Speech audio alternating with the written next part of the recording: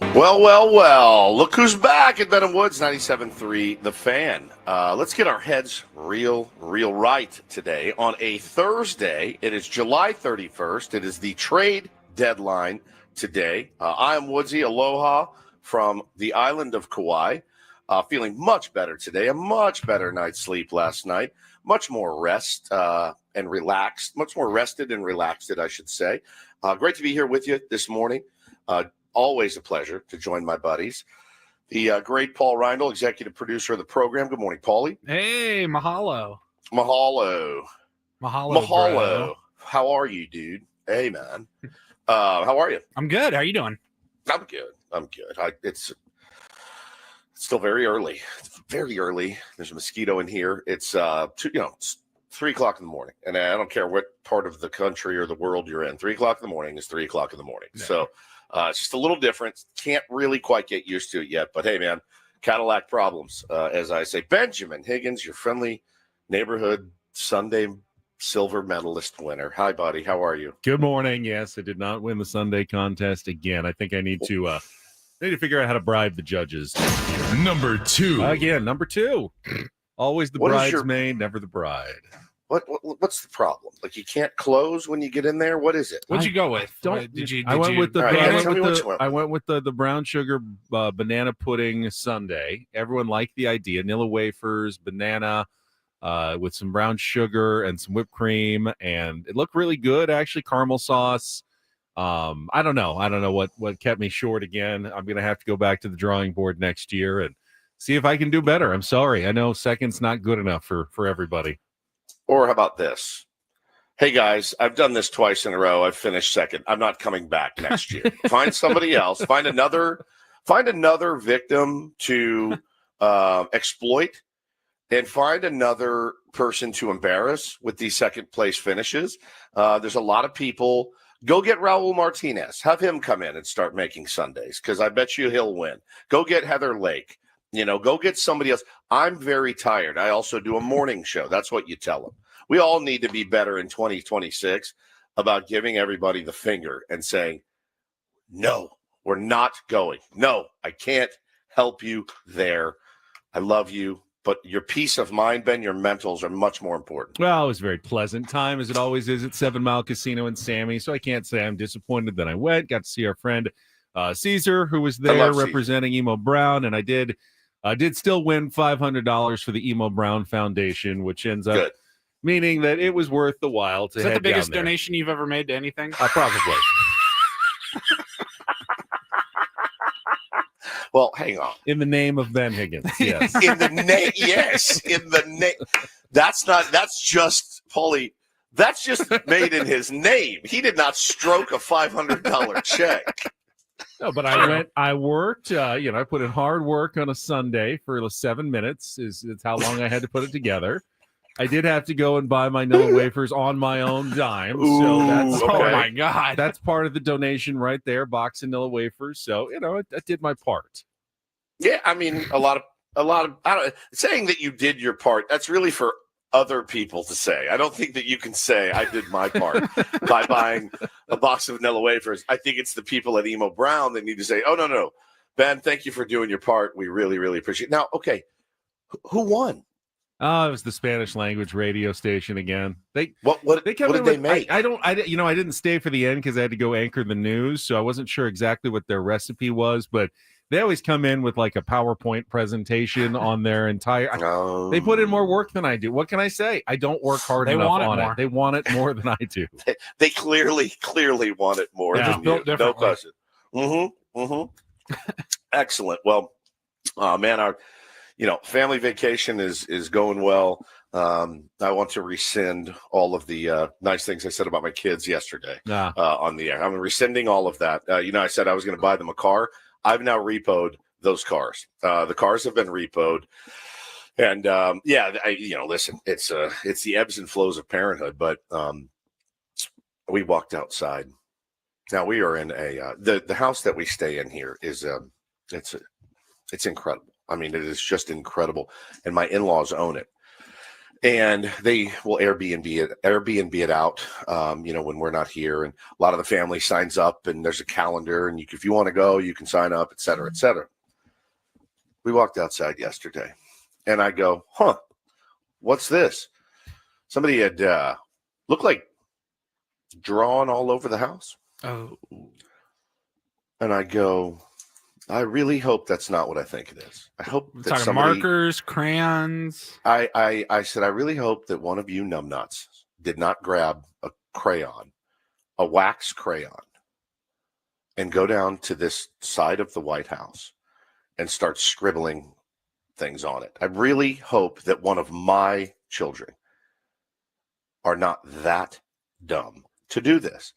And then the lies started just flow. I wasn't there. I didn't see it. It wasn't me. He did it. You didn't even see me. You couldn't see me. I was in my room. Then I didn't do it. Door slammed. Like, okay, why are you acting so guilty? So I'm sitting there. I'm looking at Hannah. She's looking at me, and I'm like, we have a serious problem on our hands. Not only do we have, a couple, maybe one, maybe two graffiti taggers, we also have no one will fess up. And that's kind of annoying when you're like, hey, just tell me who did it, figure out how to get it off. Well, turns out it was Tay-Tay. Went out there and grabbed a crayon, or a crown, as my wife calls it, and starts scribbling all over the house. And I went, I can't believe you guys are insane enough to actually. I go, now just remember, look around you. There's white walls here. Those aren't easels. These are walls. You can't write on things. You can't do that. So these walls are the same as the walls that we have at home. Same walls at home that you can't draw color on. And I'm telling you, man, I'm like, you little, and of course with Taylor, you can't get mad because he looks at you and he just has this little smile. And he's like, sorry, you're like, all right, we'll figure out a way to get it off. At the end of the world, it's not the biggest deal.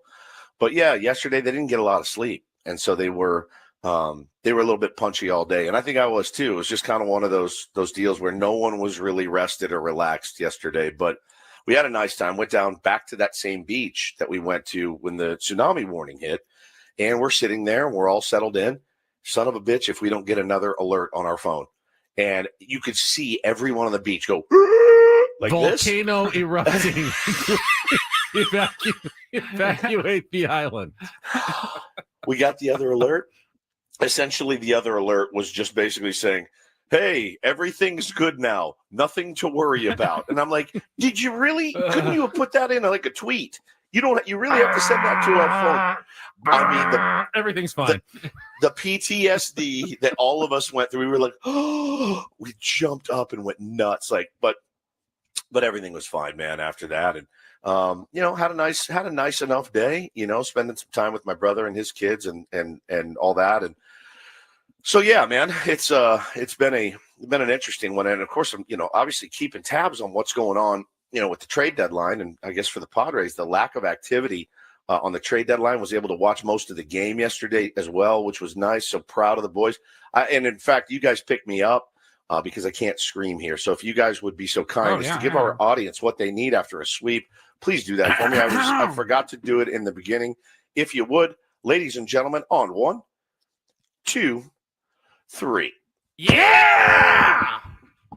Thank you very much. Really good series against the New York Mets. And very proud. Yes, of the if anyone's just tuning in this morning, have not checked their social media feeds, the Padres have not made any moves yet. We have no breaking news for you.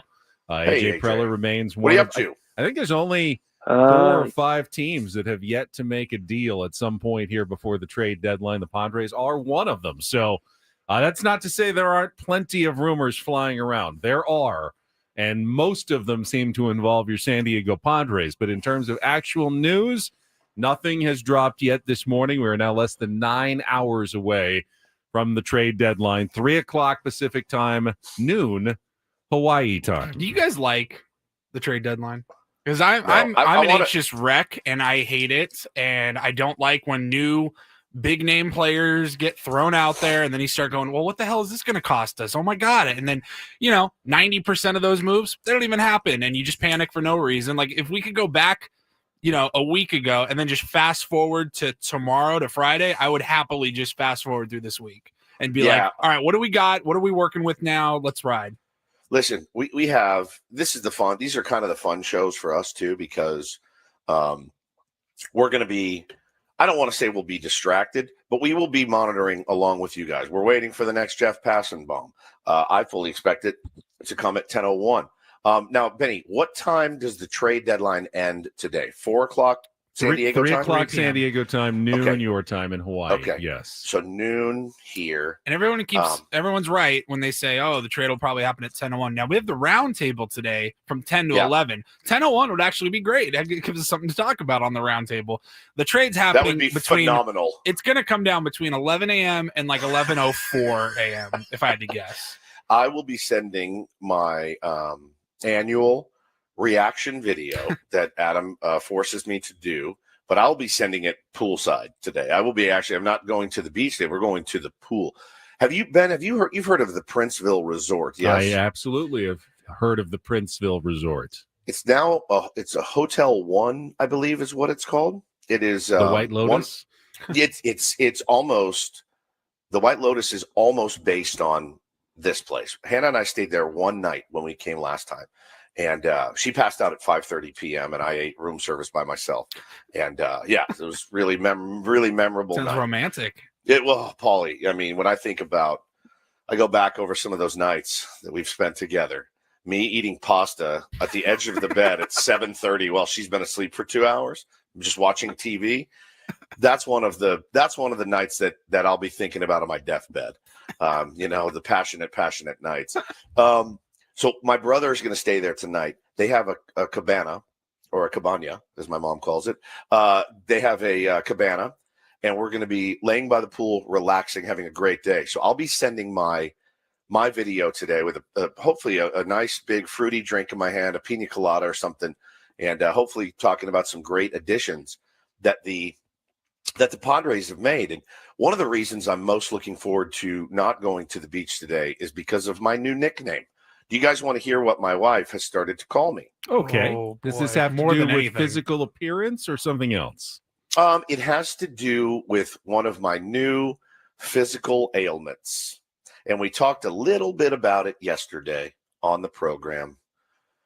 My inner thigh chafing that's going on, that looks now like a full-blown diaper rash for a 6-month-old.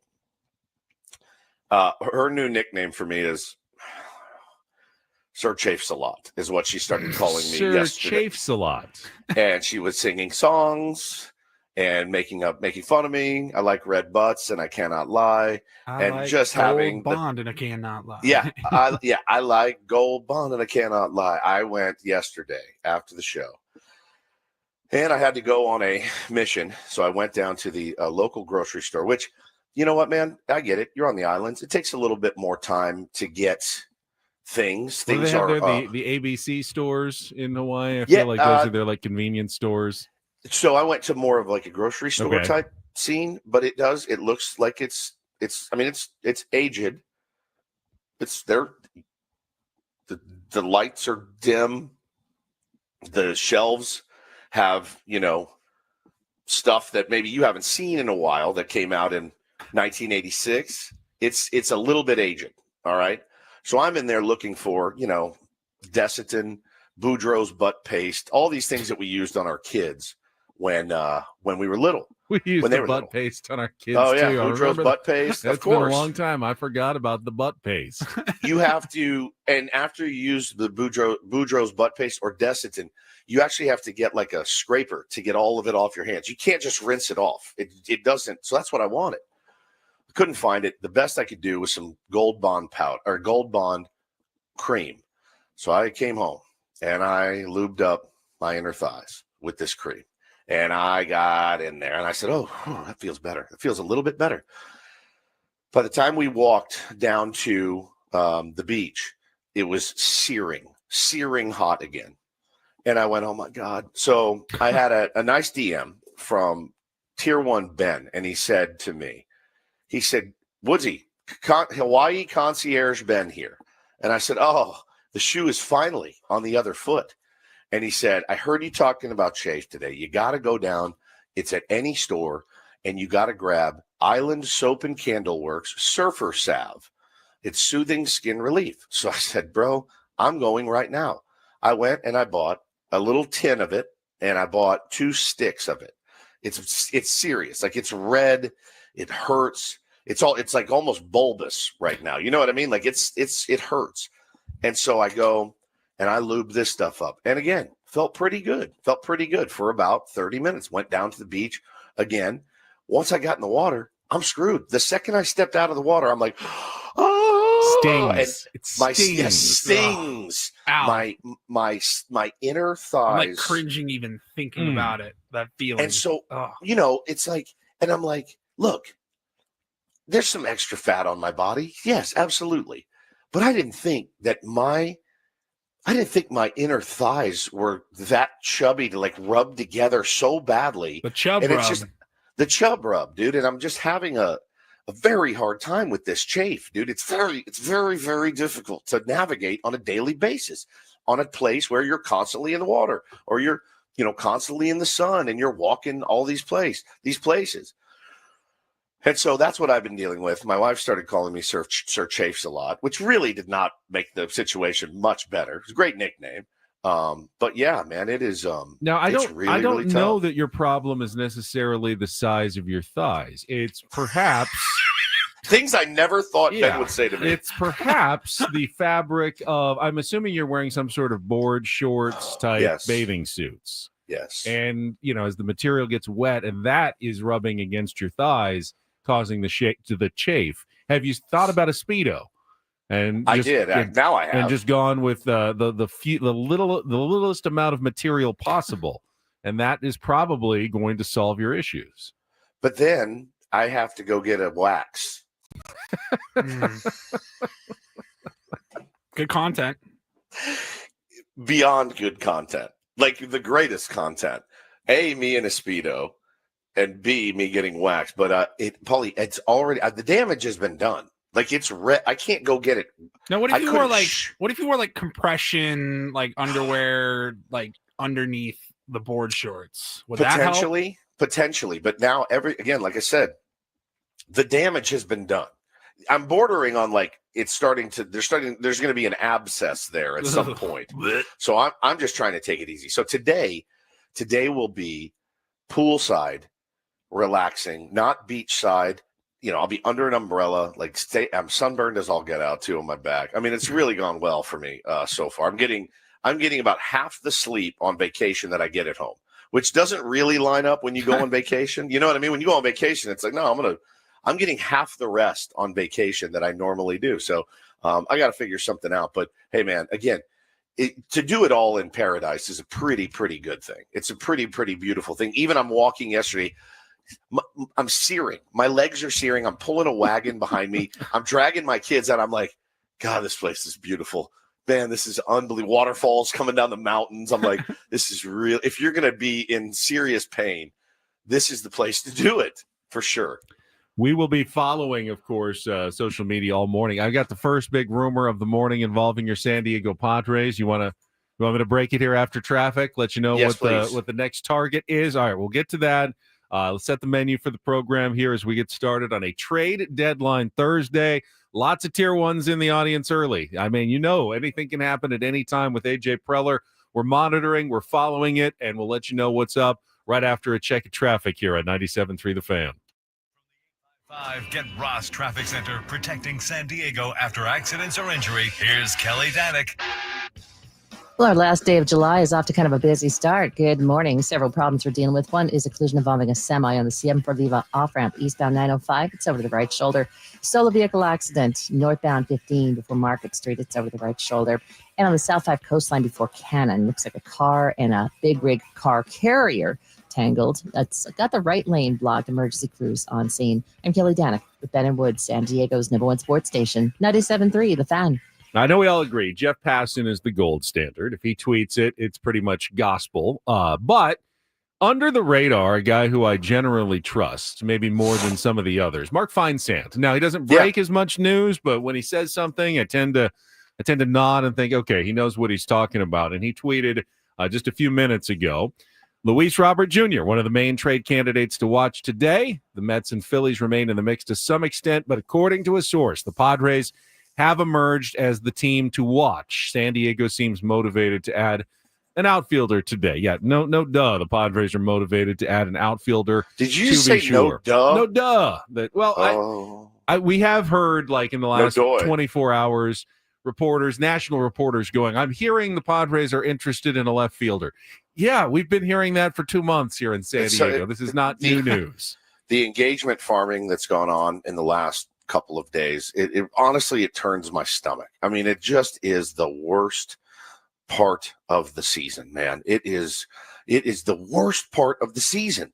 And, you see the blue check mark and you're like, all right, rent's due. So here's what I'm hearing. And I'll tell you, man, I got somebody in my crosshairs, and I'll just give you a little hint. He wears a bow tie. This guy is up to his old shenanigans again, and he's doing the thing where he's pitting.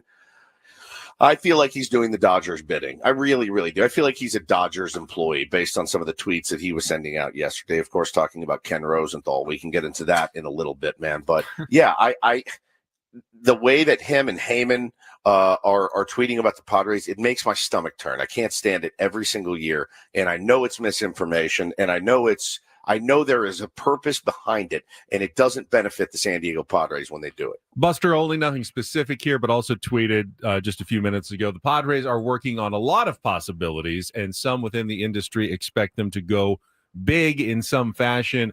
I did hear Jeff Passan and others say something along those similar lines. Whatever AJ's doing, he seems to be raising, the spidey senses of the other general managers, that he seems to be really trying to pull off a major deal. Now, who is it involved? We heard rumors last night involving Mason Miller, Stephen Kwan, even Jarren Duran's name continues to come up. Obviously, Luis Robert Jr. is someone we've heard about for a while. Could any of them be Padres at any moment today? Yeah, I would say it's a fair bet that there is a good chance. Will it cost the top prospects, Ethan Salas and or Leodalis de Vries? It's one of the things we'll be talking about this morning.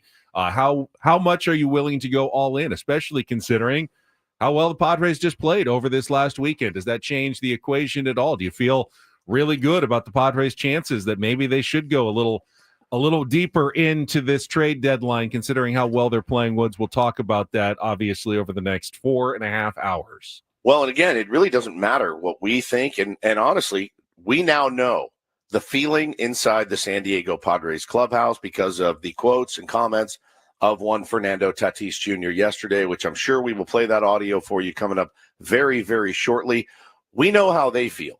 All right. And based on some other things that have happened recently, we kind of know that the San Diego Padres are in the go for it mentality. At least those 26 guys in the clubhouse are ready to go out and try to win a World Series. So, sure, you guys saw that floating around yesterday. Paulie, the audio, Fernando. Let's play that coming up soon. All right, we will come back. Trade deadline talk, obviously. We'll wrap up yesterday's 5-0 win. We got a long string of wins now for our wrap-up when we come back. That's always fun to hear. It is also Smart Baseball Thursday. Eno Sarris will join us at 8:35. Sammy Levitt will check in season Sammy at 9:35 as we lead in to our roundtable at 10 o'clock today. All of our regular features as well, including a Throwback Thursday, real or fake, chance to qualify for Las Vegas, and more Heart tickets. So busy Thursday. It's the trade deadline. Maybe nothing happens when we're on the air. Maybe major moves are broken over the next few hours. You just have to stick around to find out. We will be here for you, Padres fans. Don't go away. Padres Wrap-Up coming up after a check of traffic here on 97, or after a quick break here on 97.3 The Fan.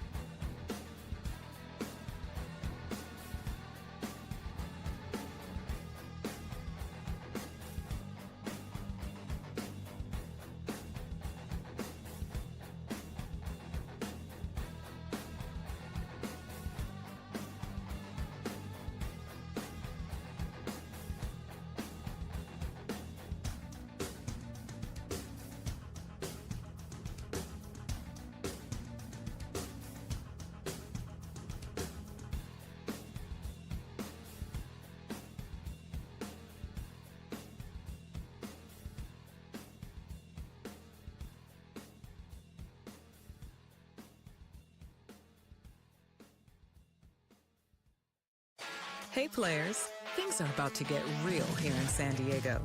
Introducing the all-new Jamul Casino Resort.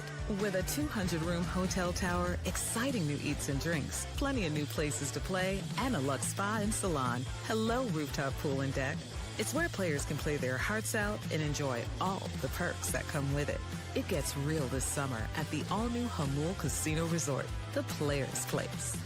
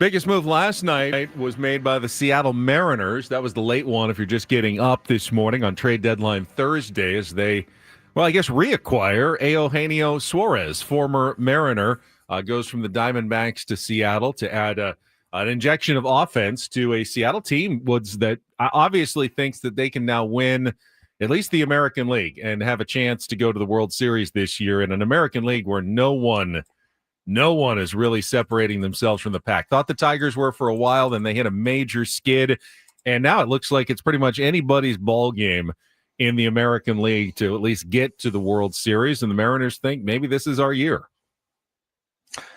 Good. I mean, Paulie and I were talking about it at the break when you went out to get some coffee. Like, good for the Mariners fans, man. They've had fewer, postseason successes than we have here, and really, really good for them. It's nice to see them go for it, and I think I did see a tweet yesterday that said something to the effect of, look, we got 3 players with no control after this year.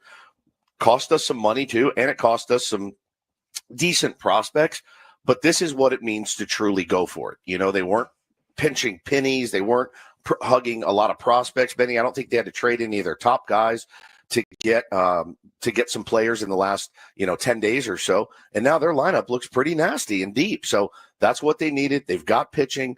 They may not be done yet either. I think they're still looking potentially for some help in the bullpen, but that's what it looks like to go for it, man. Good for the Mariners fans. So the American League definitely wide open, and the National League is starting to look that way as well. And as we sit here on trade deadline Thursday, and we'll get to our Padres wrap-up in just a second, you can make the argument that the Padres are pretty much at a high point for the 2025 season. I think they have been 12 games above 500 earlier in the year. They're 11 now, but in terms of the opponent they just played, another contender in the National League, how dominant they looked in this series, how well they have been hitting in the lineup of late, getting Yu Darvish back looking like vintage Yu Darvish yesterday.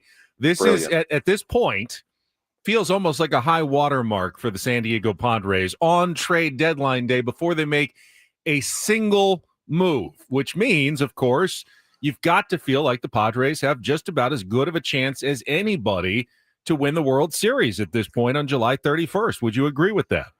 I would, based on, I think, what happens at this trade deadline. Does that make sense? I think if because I did see one player, and I'm so out of sorts, and I apologize. I did see one player talking yesterday. His team is selling. And he essentially said, yeah, it sucks to lose teammates, but it's on us. Like, we did this. If we had won more games, if we had a better, couple of weeks leading up to the deadline, we probably wouldn't be selling. So we're blaming ourselves. And I think, when you talk about the San Diego Padres, you couldn't have drawn it up better. You couldn't have drawn it up better. Winning the 5 games going into the trade deadline, all that does for me is make me want to beat the door down of ownership and say, hey, look what these guys are capable of. Let's get them some help. Let's go after this thing. We're as in it as anybody. So I think if the shoe was on the other foot today, Benny, and they had dropped these 5 straight, we'd be in here going, I mean, what are we going to do? We're not giving up Leo. We're not giving up Salas. Just, I guess we're back to G-Man Choi and Garrett Cooper type trade deadline, which, again, don't know that would have been the wrong case after you drop 5 in a row. I've been going back and forth on this debate about whether the Padres should be willing to part with Leodalis Vries.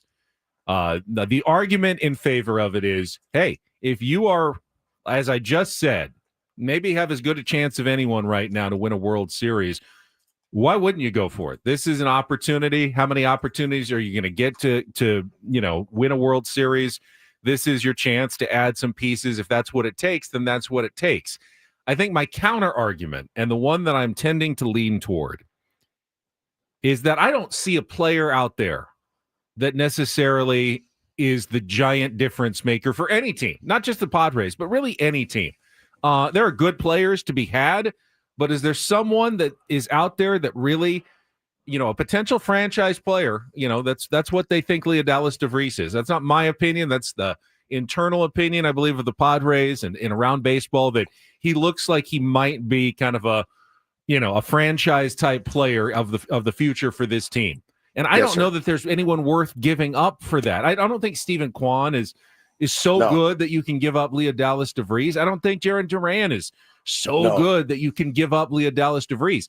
Yeah, if Juan Soto was available again, with 2 years of control, sure, that's a different story. And even when you got Juan Soto, that doesn't guarantee you, obviously, winning a World Series. We learned that lesson in 2022 and 2023. So I'm Paul Skeens. That's it. That's the only maybe answer. Paul Skeens. Yeah, maybe Paul Skeens. Not maybe 100%. It just depends on how much he's not AJ available. Preller is in that first camp that you mentioned about going for it. Because if they do believe, while it may be true that there's nobody out there available that long-term will be better for your organization than DeVries, if AJ thinks, yeah, he's not going to be a franchise cornerstone player for 5 years, but he's going to help us win a few more games this year over the next 2.5, 3 months into the playoffs, that might be incentive enough for them to make a crazy move. I don't know that you need someone who helps you win 3 or 4 more games the rest of this season.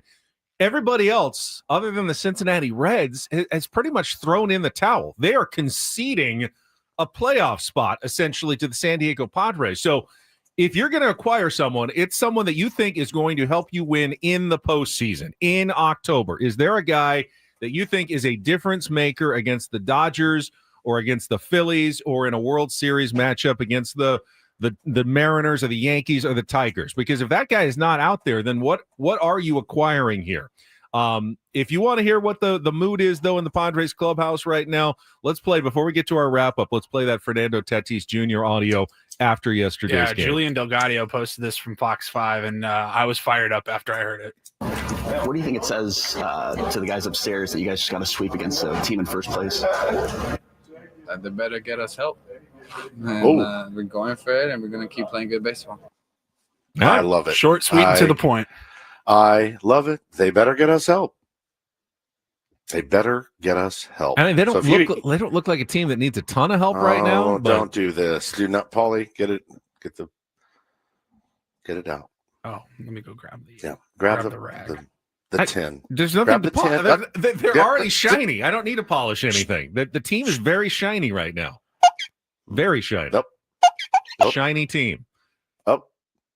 And yeah, you can acquire. There's going to be a move made today. There's going to be probably a couple of moves today. But you are doing exactly what I said not to do yesterday. You are doing exactly what I said not to do. We had a full ass conversation about this. We had a full conversation that you can't go. The offense is fixed. So I don't know. You don't need anybody. I'm not saying you don't need anybody. You're going to make moves today. I'm not advocating to not make moves. I'm saying don't mortgage the best player you've got in your farm system for a so-so improvement. All right. Well, how about this? We talked a lot over the last several months at this point about Luis Robert Jr. and Stephen Kwan a lot as well. But the big name yesterday that was thrown out there a lot more than we've seen recently was Mason Miller, who I think 4 years of control. And Dennis Lynn reporting in The Athletic that if they were to acquire a Mason Miller, they would look to stretch him out into a starting pitcher because you have to assume what he was. You have to assume King is probably gone and Cease is definitely gone. Whether that's for Cease, whether that's today or after the end of the season, he's not coming back. You're going to have spots in your rotation. 4 years of a Mason Miller, that sounds like somebody that would require a Leodalis de Vries in that trade package. Lenny, fundamentally, I agree with you on Leo because again, I saw the Dodgers traded one of their highly rated catching prospects yesterday. Well, that's because they have Will Smith, and that's because they have Dalton Rushing, right? And they're covered there. That kid's blocked. There is no blockage at shortstop in the next 2 years. I mean, and I know Xander's having a fantastic year. He's also having a fantastic year defensively. That's not going to continue defensively. I mean, that's not going to continue. He's getting a little bit older. That will be Leodalis de Vries' spot, shortstop for the San Diego Padres. That is the order of things here. So I don't know, man. I think I'm fine keeping him. He has a spot. He is going to slide right in when Xander moves to second or first or wherever he goes. But I'm telling you, man, I fully agree. But I don't want to look at this and go, well, they figured it out. It's the old, because you look at the piece, the needs are still there. We know that. The needs are still there. I want to get this team better, but not at that cost. I agree with you there. I do not want to trade Leodalis de Vries necessarily. I mean, unless it's like a Paul Skeens package, right? Like a guy that is an absolute game changer and you got multiple years of control. Yes, then I pull that trigger today. Enjoy Pittsburgh, Leo. But you're right, man. The list of those players is very, very small. I mean, it is very, very small. And I don't know that Mason Miller is even on that list. Yes, does Mason Miller immediately make the Padres already number one bullpen in baseball that much more scary? And does a scary bullpen give you a better chance to win the World Series? It does. But are you really going to give your best prospect up for a relief pitcher when your bullpen is already as good as it is? To me, that doesn't make a lot of sense either. Honestly, I don't disagree with you. And like I was texting with Adam yesterday, he was incensed at the idea of trading, one of your top prospects for a relief pitcher when you already have such a great bullpen. And I said, I guess just to play devil's advocate at the very least, we watched a team win the World Series last year off a great bullpen. Why wouldn't you make a great bullpen even better? I can't really argue against that. I would say, if you're trading Vries for a Mason Miller, you better hope Mason Miller gets the last out of the World Series for you. Yeah, no question. We've got a trade in Major League Baseball, Jeff Passenbaum. The Toronto Blue Jays are finalizing a trade to acquire right-hander Shane Bieber from the Cleveland Guardians. Sources tell ESPN the Jays have been looking for another starter, and they get one in the former AL Cy Young winner. I think he's thrown, if I read correctly yesterday, I think he's thrown 4 rehab starts right now. He was coming off some injury, so they're taking a chance on Shane Bieber. Have not seen the return yet. I actually thought he may be a really good fit here. Reunited, it feels so good with Ruben Niebla, and I think that was somebody that I looked at as well. Don't know what the return is, but I'm telling you, man, what we have seen in the first flurry of moves, the price on guys is really high. It has been really, really, really high. How about the price Mets, for relief pitching in particular? That's what I'm saying. Like in relief pitching in general has been insane. Yeah. You almost have to trade Suarez, right? Like I think you all, like, based on those returns. Oh my God. I think you almost have to. I think Bieber is a really good pitcher. It's a little risky relying on a guy coming back from Tommy John during a pennant run, but the Blue Jays starting pitching, there's not a lot of options out there, and they feel like, I know everyone was scouting him the other day. I'm sure the Padres had someone there as well and came away impressed of how he looked in his rehab starts. But again, usually there are starts and stops, and there's a bad start, 2 or 3.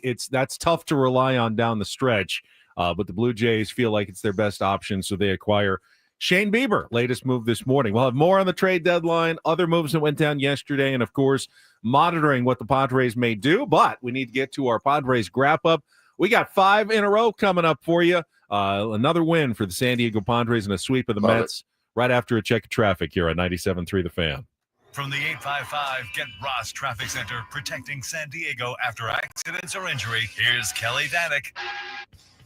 Got a few things to watch out for. Crash involving a semi on eastbound 905 Siempre Viva off-ramp. It's over to the right shoulder. Solo vehicle accident northbound at 15 near Ocean View. It's over to the right shoulder. And we've got this crash involving a car and a big rig car carrier, South 5 Coastline before Cannon. It's got the right lane blocked. I'm Kelly Danick with Ben & Woods, San Diego's #1 sports station, 97.3 The Fan. I love winning, man. I love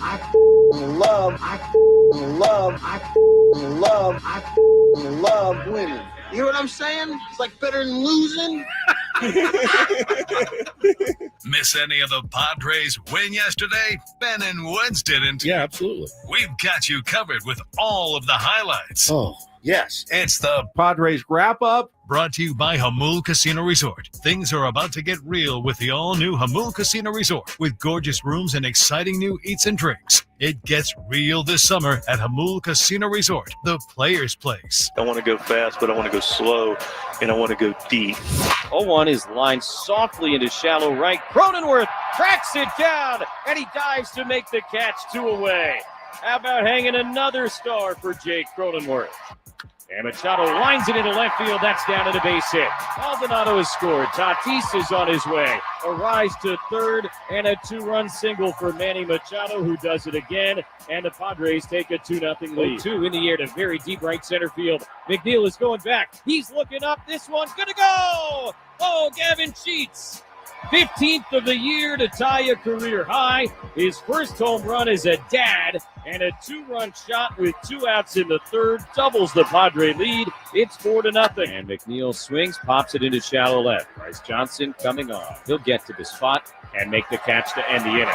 7 strong shutout innings from Yu Darvish. And Jackson swings, sends it in the air to center field, pretty deep. Taylor backing up, still going back. On the warning track, he makes the catch. Fernando will tag and score. The throw goes towards third, where Vries also tags. And a sacrifice fly for Jackson Merrill has stretched the lead. It's now 5-0. Suarez trying to seal the deal ahead of Lindor. Here's the 0-2 pitch, bounced over the mound. Iglesias has it near the bag at second. The throw to first is in time. And for the first time since 2008, the Padres sweep the New York Mets. And they do it in shutout fashion here this afternoon.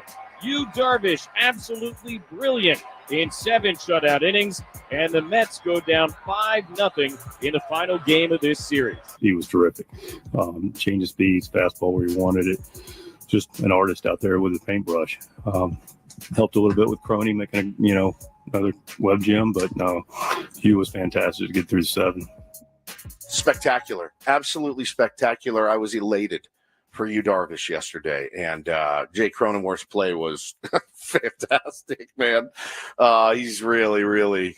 You only got number 4 on the Sports Center top 10. I was going, are you kidding me? That was only number 4 yesterday. That is bananas. But Yu Darvish, it starts and stops with you yesterday, and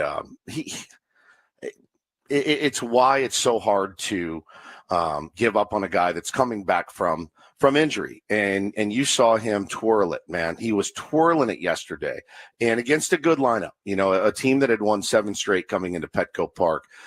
And I know they were without Juan Soto yesterday. Doesn't matter, man. There's still some major threats in that lineup. There's guys that know how to put the ball in play, and Yu Darvish was spectacular yesterday. Spectacular, and I'm very happy for Gavin Sheets as well. He needed that one very badly. Just a really, really way to impose your will on a day that you absolutely could have been like, we're good, we won the series, we're fine. They went out and put their foot on their throats, and that's what we've been begging this team to do, and they did it, and I was very happy about that. It was less than a week ago that, we're hearing whispers of, is Yu Darvish washed? Should he, is he retiring? Think about retirement? I think he pretty much answered those questions yesterday. Obviously, he can be effective still at the major league level. And not simply a lucky day, but his stuff was moving. He changed his arm slot slightly. That seemed to increase the movement, which was much better, especially with his sinker. Obviously, he knows how to pitch, and when the command is there, and he seemed to have much more of it yesterday, it looks like Yu Darvish can remain an effective starting pitcher. I don't know for how long. I mean, he's 30, late 30s now, almost 40 years old, going to be. But at this point, I don't think there's any reason to think that Yu Darvish won't turn in some really good starts for the Padres down the stretch and hopefully in the postseason. And with Michael King, feeling healthy and set to come back hopefully here in the next couple of weeks, the Padres rotation all of a sudden does look more formidable, much more formidable than it did just a short couple of weeks ago. And that's the best development from yesterday by a mile. Per Jeff Passan, right-handed pitcher Cal Steven expected to go to Cleveland in the Shane Bieber deal. He's one of the biggest pop-up prospects of 25. His fastball tops out in the mid-90s. He's got the sort of pitchability that Cleveland has developed with extreme success. 2.08 ERA in 91 2/3 innings pitched so far. So a good prospect that they got back for Shane Bieber. But, like you said, a risk by the Blue Jays. They're in the win now mode. I don't know what Cleveland mode is in. If they're looking to get rid of Kwan, they got rid of Bieber. What's the move for the Cleveland Guardians right now? Because how far are they out of a playoff spot, Paulie? They're only like 3 games back. 3 games out? Okay. Yeah, 2.5 games out of a wild card spot. That's tough, dude. That's a tough morning in Cleveland, to wake up and go, oh, okay, I thought we were going to get Bieber back and go on a run here. But, you never know what else is up their sleeve. They're half a game closer to a wild card spot in the American League than the Reds are in the National League, and they're clearly going for it at 3 games out of a spot. Yes, there's a lot to update you guys on. There's been a lot of deals that have already been done, and, of course, we are scouring the internet, waiting to see what AJ quickly. Just one other thing I love to see about yesterday's game, in addition to Yu Darvish's performance, dropping Gavin Sheets to the 8 slot is, I think, a sneak preview of what a Padres lineup may look like post-trade deadline and perhaps in the postseason. And to see a guy hit a home run like that as an 8 hitter, that just tells you how long potentially the Padres lineup could be with another addition or two. And it was good to see him get a home run. It had been since July 9th since he had gone deep. So that was something the Padres and Gavin Sheets most certainly needed. We will come back. One other, absolutely huge development yesterday that involves the trade deadline. We'll get to that next year on The Fan.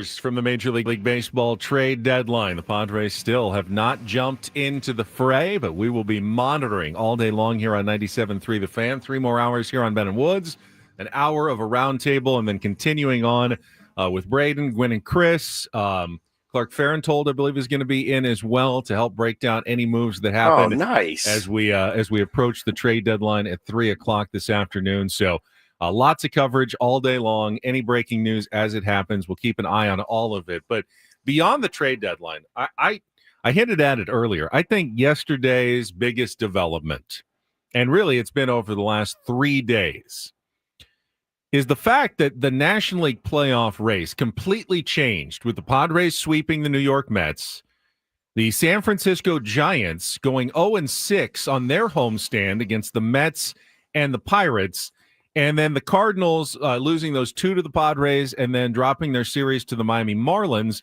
The Cardinals selling, the Giants now selling in terms of, they traded away Tyler Rogers yesterday.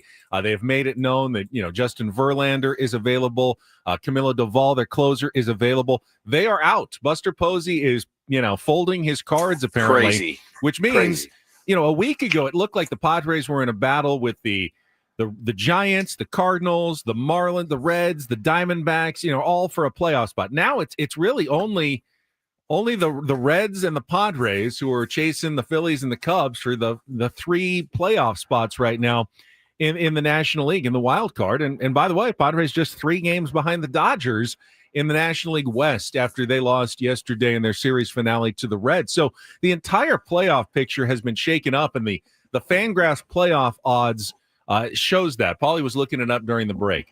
Before this 5-game winning streak, the Padres were basically slightly under a coin flip to make the playoffs. And now with just 5 wins and what has happened to these other teams, Padres have gone all the way up to almost 75%, right? 74 something? 74, like a nearly 3/4 chance to make the playoffs. That's a huge jump in just a few days' time based on the results of a few games, but more importantly, the decisions by front offices going, yeah, we don't have it this year. The Giants going, we thought we did. We're a game under 500. The Cardinals, they traded Ryan Helsley yesterday. They're out as well. Doesn't mean they won't win some games, and we've seen teams sell and then go on a surprising run. The Tigers did it last year.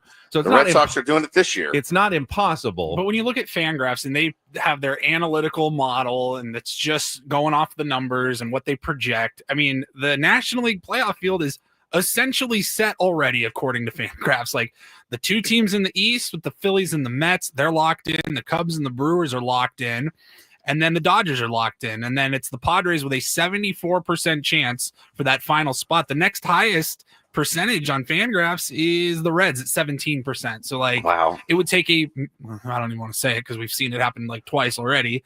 But, the Padres are in really good shape right now. So how concerned should we be about the Cincinnati Reds? They did make a couple of moves yesterday. One was a bit of a head scratcher when they acquired third baseman Ke'Bryan Hayes from the Pittsburgh Pirates. Ke'Bryan Hayes is a great defensive third baseman, but he hasn't hit at all for Pittsburgh, and he has kind of an albatross of a contract, not hundreds of millions, but it's like $30 million over the next 3 years or so, and the Pirates were more than happy to get rid of that. But he doesn't really help the Cincinnati Reds offense at all. He improves them defensively. And then they added a solid starting pitcher in Zach Littell from the Tampa Bay Rays. But they didn't get Eugenio Suarez, which is a guy that, they were rumored to be interested in and getting back. That could have been a difference maker. He goes to the Mariners. Will the Reds make any other moves that make you feel like, okay, they could be a scary team if you're trying to fight them off and hold them back in a playoff chase? Because right now, they're all right, but none of the moves they have made have gone, oh, that was a huge difference maker for the Reds. Yeah, with Ke'Bryan Hayes, they're paying about $9 million for a year for the rest of his contract for an essentially right now a glove-only player. That's it. His OPS is horrific. Now, the thinking may be, well, anybody that hits in Great American Ballpark going to be able to boost their numbers a little bit. And, look, you hear it and you go, oh, $9 million a year for a third baseman, kind of a cornerstone guy. He's going to be there. I know he's had some injury history in his past, but he's been fairly solid and really solid with the glove. but they need him to hit. That's what they needed. They needed offensive help. Now, if you do get to the playoffs, Benny, we know how important saving runs is. And that's, it's a hefty price to pay, but they feel pretty good about the left side of their infield right now. And I think there's definitely value in that. If you can get to the postseason, guys being able to limit damage is good. And he's a really, really good third baseman. So we'll see how that one shakes out yesterday. I honestly thought the move of the day yesterday was the Johan Duran move to the Phillies, because the parallels between our team and their team are, in my opinion, pretty staggering. I mean, they are pretty staggering. And that is the one thing that they really, really needed, is an elite closer for the Philadelphia Phillies, because what were we saying before the show? They've got, 4 or 5 guys that have about 8 saves each, 7, it's closer by committee. Now everybody slots into a role. They can turn a decent start from one of their starters into a 5-inning game, with the bullpen that they've assembled, kind of like us. Yeah, I think it was a really good move to really solidify the back end of the Phillies bullpen. And we always thought the Phillies were going to be contenders. Doesn't it feel like, though, the Phillies have been, a good chunk ahead of the San Diego Padres this year? Like, okay, yeah, Phillies are one of the better teams. They have 1 win more than the Padres at this point. No doubt. I mean, they're no doubt. Throw a blanket on those teams. You just mentioned they're probably the most similar teams in all of baseball, certainly in the National League, in terms of kind of construction. And this just makes it more so as they make their bullpen a bit more of a weapon, or really much more of a weapon, with Duran joining them in the back end and moving guys like Strom into more of a setup role as opposed to closer by committee role. Yeah, they picked up a right-handed pitcher, or they had to get rid of Mick Abel and Eduardo Tate. Tate, I believe, Tait. Oh, I thought I read Taint. He's their top catching prospect. Tate. Catcher. Tate? Tate. I thought it was Tate. And Abel. Is it Tate? Yeah. Abel's a rookie who got good stuff, doesn't quite have the command yet, but a lot of controllable years, has only made a few starts in the big league. So a decent return on that deal for the Minnesota Twins, who, feel like it's time for them to start retooling. They're 6 games under 500 and dealing with a bunch of injuries at this point. Did have another bullpen piece get traded just a couple of minutes ago. Paul Sewald goes from the Guardians, who are definitely in sell mode, to the Detroit Tigers, an intra-division trade in the AL Central. Has he been a Tiger before? It feels like he has. I don't know. He was a Diamondback. I know. I know that. He's a USD Torero, but don't know. Haven't been following this season or where he was before. But the Tigers obviously are in go for it mode this year for sure. So they add to their bullpen as well, and we'll see how many other teams still need bullpens. If Robert Suarez remains, one of the pieces out there that the Padres are dangling in their kind of buy-sell strategy, what teams are still looking for a Robert Suarez type now? That's the thing I was thinking about. I mean, I know one, but I don't think they trade him to that team because, they play 100 miles up the road and they absolutely need bullpen help. But are you really going to send Robert Suarez to that team in a trade? Because they're the one team that probably can and would be willing to overpay for an arm like that. But you don't make trades like that in a pennant race. No, you don't give the team that's 3 games ahead of you in the division your closer and say, here, he's your closer now. I mean, and we can work out a deal for, somebody really, really great on that team, but it's not. I don't think that's going to happen. No, I mean, what a risk that is! Like rolling the dice, the likes of which you've never seen. But yeah, when Helsley went off the board to the Mets, Tyler Rogers went off the board to the Mets. Johan Duran went off the board to the Phillies, and then you saw the returns for these guys. You go, oh my God, like we almost have to get rid of Robert Suarez right now because teams are getting back 3-4 really, really good prospects. But can any of us see Robert Suarez on the mound closing out a huge playoff game? I can. I absolutely can. Of course. So you would have to then figure out who that person's going to be. If it's Mason Miller, I can also see that very, very easily. What's that going to cost? It remains to be seen. But the cost for relief prospects and closers is really, really high right now. Really high. Ken Rosenthal, just a few minutes ago, did have an update on the relief pitching, and he said, talking about Mason Miller, the Blue Jays were all in on Duran from the Twins. They're also among the teams pursuing Mason Miller, according to sources briefed on their discussions. The Padres are believed to be mounting the most aggressive pursuit of Miller. It's unclear whether the Jays would part with the package necessary to land a closer who would come with 4 additional years of control. 4. And again, the rumor about Mason Miller is they would convert him back to a starter. But not right now. Yeah, I mean, no, it would be in the offseason. Obviously not. So if you acquire Mason Miller, you get 4 years of control of a starter. No, I get the appeal, but we've seen that success with Michael King, Seth Lugo. Yep. I'm worried more about just the next 2 months. If you acquired Mason Miller, are you definitely trading Robert Suarez? Is it just a 1-for-1 and you're going with? So you're not really improving your team that much. You've got an all-star closer. You replace him with an all-star closer. You're getting 4 years of control, though. Yes, I get that. But I'm talking about for this year's team. Does that improve you at all? Now, if you keep Robert Suarez and now you have 5 horsemen, you've got a deeper bullpen, but you've also got different roles. Is Robert Suarez going to be okay moving to the 8th inning, or is it Mason Miller that moves to the 8th inning and Jason Adam moves to the 7th? 2 ways to look at it. Yeah, you either bolster your bullpen that's already great and has just gotten better, or you're using it maybe in a different trade. You're flipping Suarez and getting some help offensively, maybe. I'm just saying, how much does it improve the San Diego Padres right now over the next 2 months to get Mason Miller? I'm confused why you're asking that, because you're always Mr. Like, oh, we got to look at the future. We got to look at the future. It's usually like me or Woodsy that are like, screw it, go all in this year. I understand that.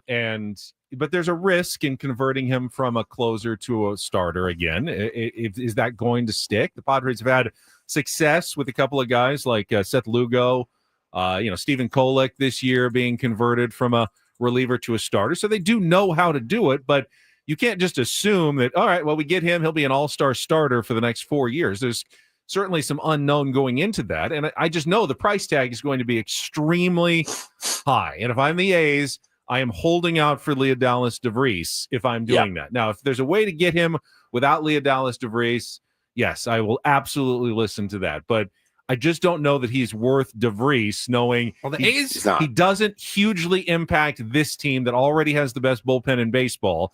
And you're also gambling that you can change him from a reliever to a starter in the offseason without knowing really how he's going to do. I don't see it. I don't understand it. Mason Miller alone may not be worth Leodalis DeVries, but they got a lot of appealing, attractive pieces on that A's roster that all of a sudden, if you threw in somebody else, that does make this team better. Whether it's a Langoliers, Tyler Soderstrom, I don't know. Yeah. Does anybody think that, would you put that past AJ to pull something crazy like that off? I sure wouldn't. No. Chris says in the chat, I'm weirded out that Ben isn't thinking like a futurist. Yeah, it's typically been your MO. Well, I am 7 8 in the sense that I don't want to give up Leodalis DeVries. And I'll our friend Tom Giannis on Twitter just said, if Leo is traded for a reliever, I will lose it. He certainly, and a lot of Padres fans respect his opinion. He is certainly someone who thinks that would be a massive overpay and a massive mistake by AJ Again, if Preller. It's just 1-for-1, I don't see a scenario in which that is the only move. They just put a package together with DeVries and go out and get a closer in Mason Miller. I don't know. There would have to be more to it. You know what I mean? That's another trade with, then now you flip Suarez and you get a left fielder or a catcher. You know what I mean? Yeah, of course, if it's just 1-for-1, that's not a great trade, but you got to look at the whole picture, I think. And we don't know. Zach says, sell Cease, buy Miller. Sell Cease, buy another starter. Seems kind of counterproductive unless we're just going for years of control, which I guess makes sense long term, but not really this year. It's smart to change cutting players. Some payroll. It's smart to change players who are going to be free agents at the end of this year for guys you have control. That makes you better over the long term, which I like. I do like that strategy, but it doesn't really make you better now for a team that is certainly in contention to win a World Series.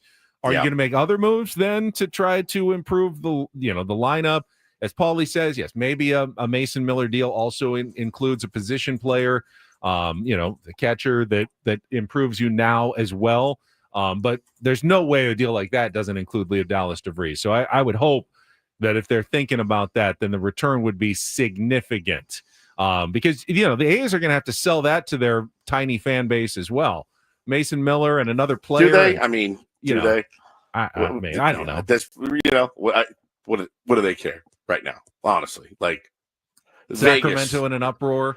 Yeah, Vegas is the plan, the long-term plan. I think including a Salas in a deal with the A's is more attractive than DeVries, just because, like, if you were able to go get like Langoliers in a package with Mason Miller, and you're like, here, you take our top prospect or one of our top 2 prospects in Salas. When he's ready, you're already moving to Vegas. You got your shiny new catcher, your top prospect ready to go. Like, that one I could see a little bit more. I could swallow that pill a little bit easier than the DeVries one. Yeah, if you can go to one store and get everything you need, then maybe that's what you have to do, instead of going to Trader Joe's and then going to Vaughn's and then going to Lazy Acres, So, listen, at the end of the day, I think based on the people that I've talked to, Leodalis DeVries is the shortstop of the future for the San Diego Padres, right?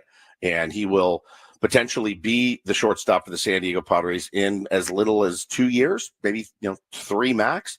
But I hate to be the voice of reason. He is an A-ball right now. Nothing is guaranteed when it comes to prospects, nothing at all. And if we get there and he doesn't develop like we want, we think back to this trade deadline when we have a really good baseball team trying to win a World Series, and you go, crap, we should have gotten Mason Miller and, gone out and gotten X and, X and X. And, so we'll see. AJ's got a tough road. And that's the first guy all of these guys are asking for. Everyone. So Leo. I want Leo. Sorry. One other update from the Athletic, Dennis Lynn, and the bow tied wearing one here just moments ago. Baltimore Orioles right-hander Charlie Morton is one starting pitcher the San Diego Padres are pursuing as a potential backup plan if they trade right-hander Dylan Cease. So if Cease goes, look for the Padres potentially to acquire another very veteran right-hander. Charlie Morton, who was terrible in April, but has actually been good over his last 12 starts, is like another Yu Darvish basically on the mound. If you were going to go that direction and eat some innings, and he's been good in the playoffs. I mean, again, can't count on Charlie Morton for much at this age, but he would be a body that could replace a starting pitcher if you did deal Dylan Cease. So that's the latest from Ken Rosenthal and Dennis Lynn in the Athletic. We will take time out. When we come back, any more trade deadline rumors, anything that happens, we will pass it along. Also, in Don't Do This, got an NBA star potentially facing a prison sentence for running an illegal gambling ring. Get to that and more coming up after a check of traffic on 97.3 The Fan. But first, here's Willis. Well, oh, yes, and I am sitting on the island of Kauai, and I'm, listen, most of my ailments can be handled at QC Kinetics. I don't know that they do anything for inner thigh chafe, but if they did, I would go there because I had some serious pain in my wrists. I went to QC Kinetics, got the treatments. They fixed me right up. Did about 5 treatments on each wrist, and it's been no issues, ever since, until I jammed my wrist the other day playing baseball. Now I'll probably be going back to QC Kinetics to have them take a look at it. These guys are amazing at what they do. You could turn your life around, get rid of joint pain with QC Kinetics regenerative treatments. They work with your body to help restore and repair damaged joint tissue. We're talking PRP, things like that. A lot of athletes are doing this, not calling myself an athlete per se, but listen, if you are a weekend warrior, riding your bike, swimming in the ocean, playing golf with your friends, and you're not getting to do that, that is the worst thing ever. That's what life is truly about, doing things that set you on fire. And QC Kinetics can help get you back there. So listen, call. You'll get a free consultation when you do. Worst case, you learn something new. Best case, you get your life back.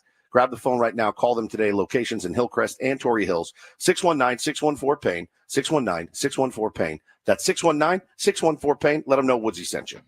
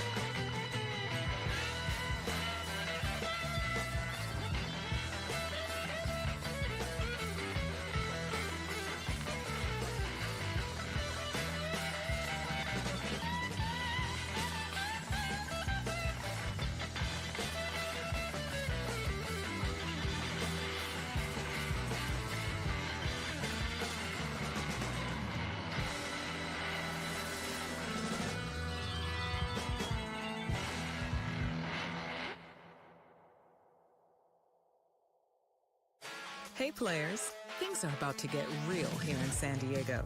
Introducing the all-new Jamul Casino Resort.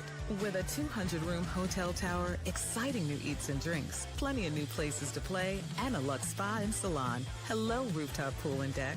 It's where players can play their hearts out and enjoy all the perks that come with it. It gets real this summer at the all-new Jamul Casino Resort, the players' place.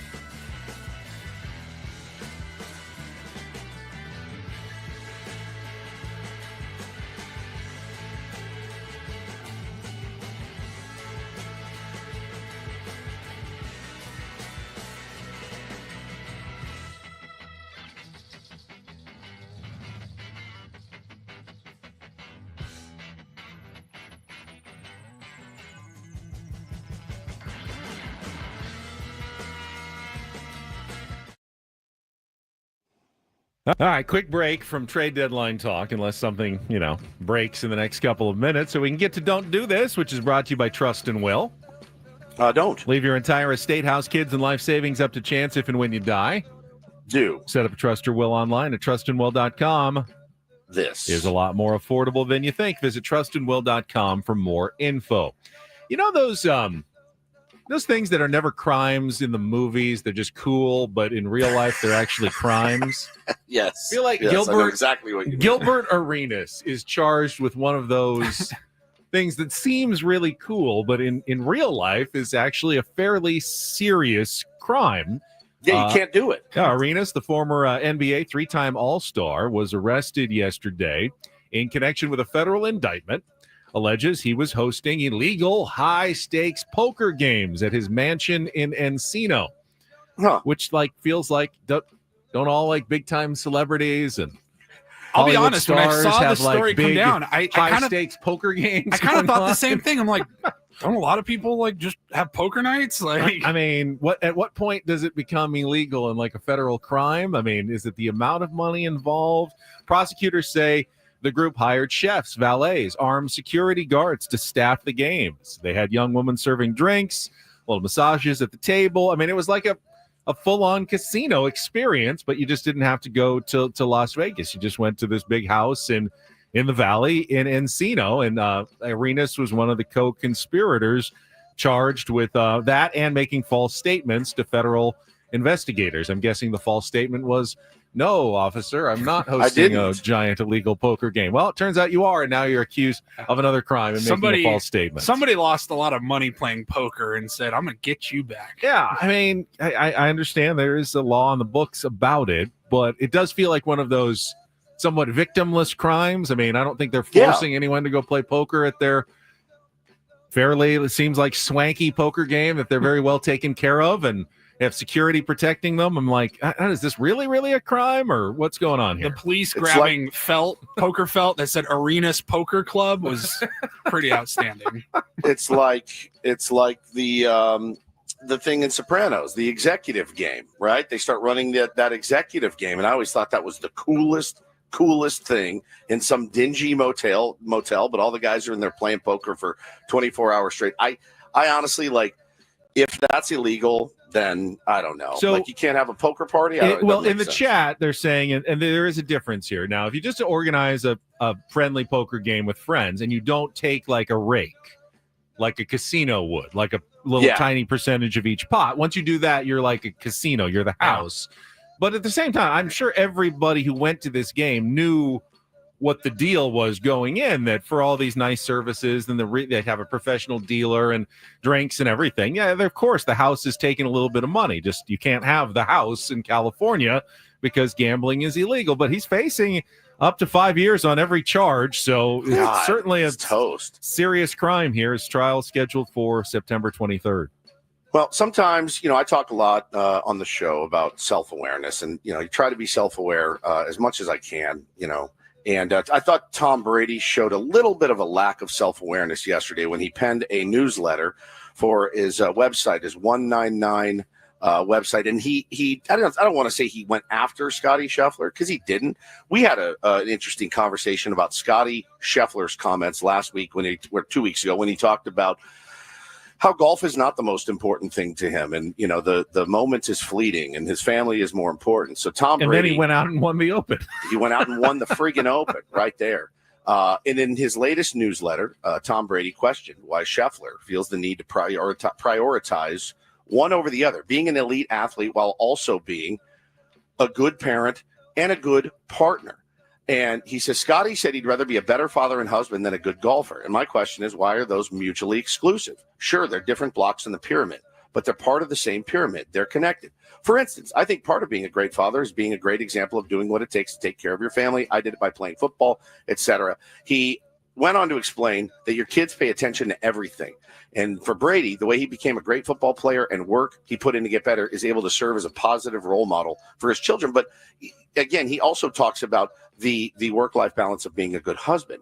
And, Tom Brady's wife, Giselle, left him for her yoga instructor. So clearly, Tom Brady didn't actually have the formula for work-life balance. Does that make sense? Like, you can speak on it all you want, but clearly you dropped the ball in one of those aspects. And I think it was, it's a little bit ironic that Tom Brady is the guy weighing in on perfect work-life balance. Well, I mean, Scotty Scheffler, if anyone has mastered it, it seems like he has. So right. I don't know if Tom Brady should be giving Scotty Scheffler any advice. Maybe Scotty Scheffler should be giving Tom Brady some advice, but it's something that I know I struggle with. I work a ton, massive hours. And yeah, I don't have as much time as I'd like to have with my family, but I do feel kind of like Tom Brady does, that at least I'm showing a good example of working hard and taking care of providing for my family with the hours that I work. And, I think my kids, they tell me they appreciate it and what I do for them. And I try to give them as much time as possible, but I feel guilty about it, that I'm gone every morning. I'm gone every night. I work a ton, and I'm sure Tom Brady put in massive hours, and I know Scotty Scheffler does as well. He doesn't become the best golfer in the world by just sitting with his family all day until finally Thursday rolls around, and then he plays golf for 4 hours and then back with the family. No, he's on the range every day. He's putting in massive travel time, and he is definitely not spending as much time with his family as he probably wants to, and he feels guilty about that. I think as a lot of parents do, like I do. I do as well. I struggle with it as well. And here I am on vacation, and I'm all consumed by what's happening, with the show too. And that takes away from, my focus. And, it is hard. It's a hard needle to thread every single day. But again, like, I don't know that Tom Brady's the guy I don't want Hannah to leave me for her yoga instructor. You know what I mean? And so I'm going to do everything in my power to make sure that that doesn't happen. Finally, quickly, a little do this for Thursday. Mega do. Now, I'm not a Lakers fan anymore. However, if I was... Sounds like you are. If I was, I would be pretty excited about the cover of Men's Health magazine this week, which featured... I don't even know how he did this. Like, Luka Doncic looks like an entirely different person. The NBA season ended, a month and a half ago? And in that month and a half, Luka Doncic has turned himself into, bod God going forward with the Los Angeles Lakers. The guy who was questioned about his work ethic, his diet in the Dallas Mavericks, so much so that they traded away a potentially, Hall of Fame legendary player still in his mid-20s, now looks like, oh my goodness. Like, if people are wondering, is this photoshopped? Is it airbrushed? How could he have possibly done so much to improve his physique in just a month and a half. But do you see the pictures? I mean, does that even look like Luka Doncic anymore? And it's one of those things where if you're a Mavericks fan, you're like, cool. So you did have it in you. You know what I mean? But that wasn't his fault. They traded him, but he took them to the finals last year. He did. Yeah, but Paulie, what if he was in better shape? Could he have taken him to the promised land? Yeah. It's true. It's just one of those things. It's the divorce diet. Your wife tells you, I'm leaving. You're like, well, I'm about to get shredded and I'll be in the gym spending all my time in there losing weight and trying to look better because I got to go land another woman. It happens all the time. And sometimes people need that a little extra motivation. Certainly looks like Luka Doncic has found it. He looks phenomenal. Phenomenal. I know if I'm the Dallas Mavericks, I'm just going, oh my, really now? Really? And that is incredible. Don't and do this for a Thursday. That was Don't Do This with Ben and Woods on 97.3 The Fan. All right, we will continue discussing the MLB trade deadline. Will the Padres push their chips to the middle of the table? Will they buy a little bit? Will they buy and sell? I don't think we've ever had. We're now 7.5 hours away. More questions in the final hours leading to a trade deadline for the San Diego Padres than we do this year. The conversation continues coming up next year on 97.3 The Fan.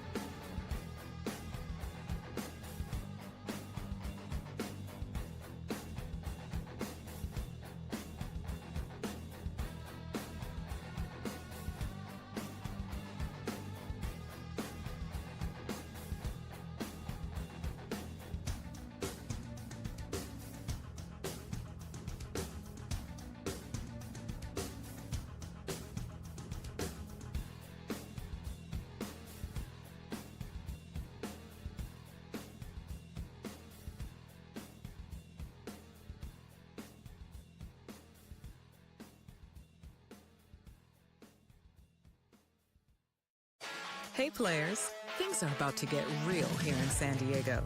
Introducing the all-new Jamul Casino Resort. With a 200-room hotel tower, exciting new eats and drinks, plenty of new places to play, and a luxe spa and salon. Hello, rooftop pool and deck. It's where players can play their hearts out and enjoy all the perks that come with it. It gets real this summer at the all-new Jamul Casino Resort, the Players' Place.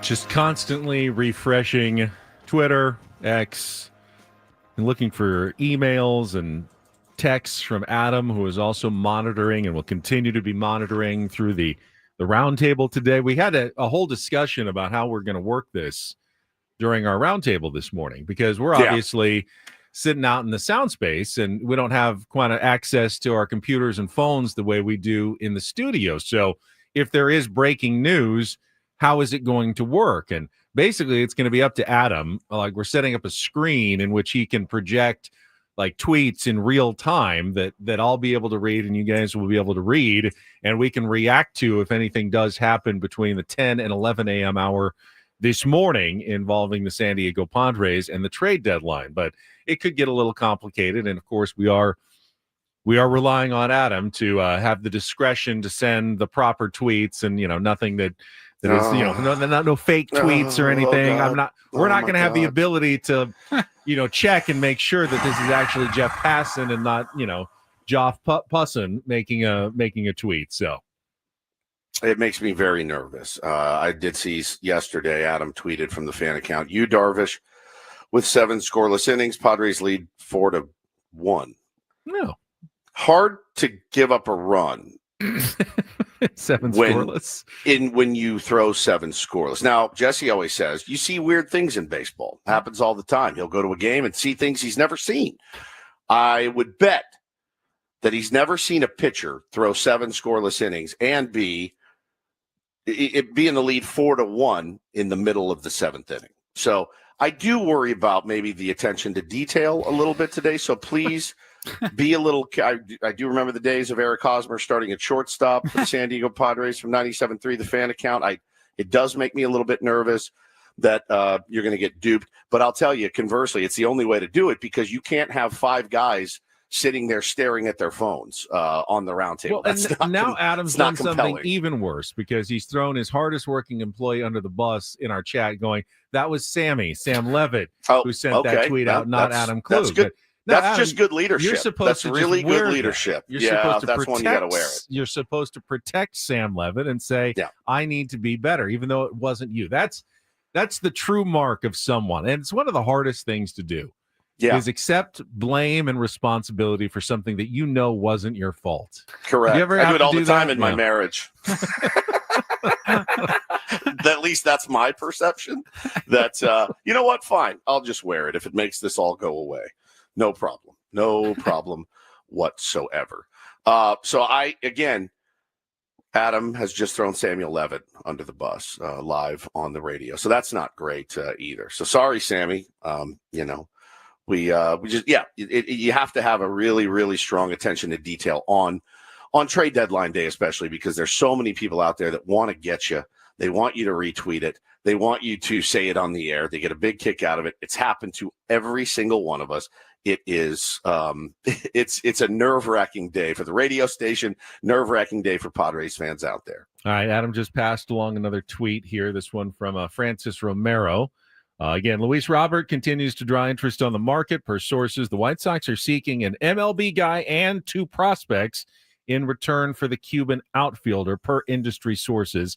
Phillies, Mets, and possibly the Padres are in the race. That seems wildly optimistic by the White Sox that they can get 3 players, a major league player and 2 prospects for Luis Robert, who has, picked it up a little bit in recent weeks and certainly has plenty of potential, but honestly, the last couple of years has been one of the worst and most overpaid players in baseball. To ask for the moon for Luis Robert, I'd imagine most teams are just going to go, nope, and they'll wait until close to the deadline when the White Sox will start going, wait, hold on, we may be stuck with Luis Robert here for the rest of the year.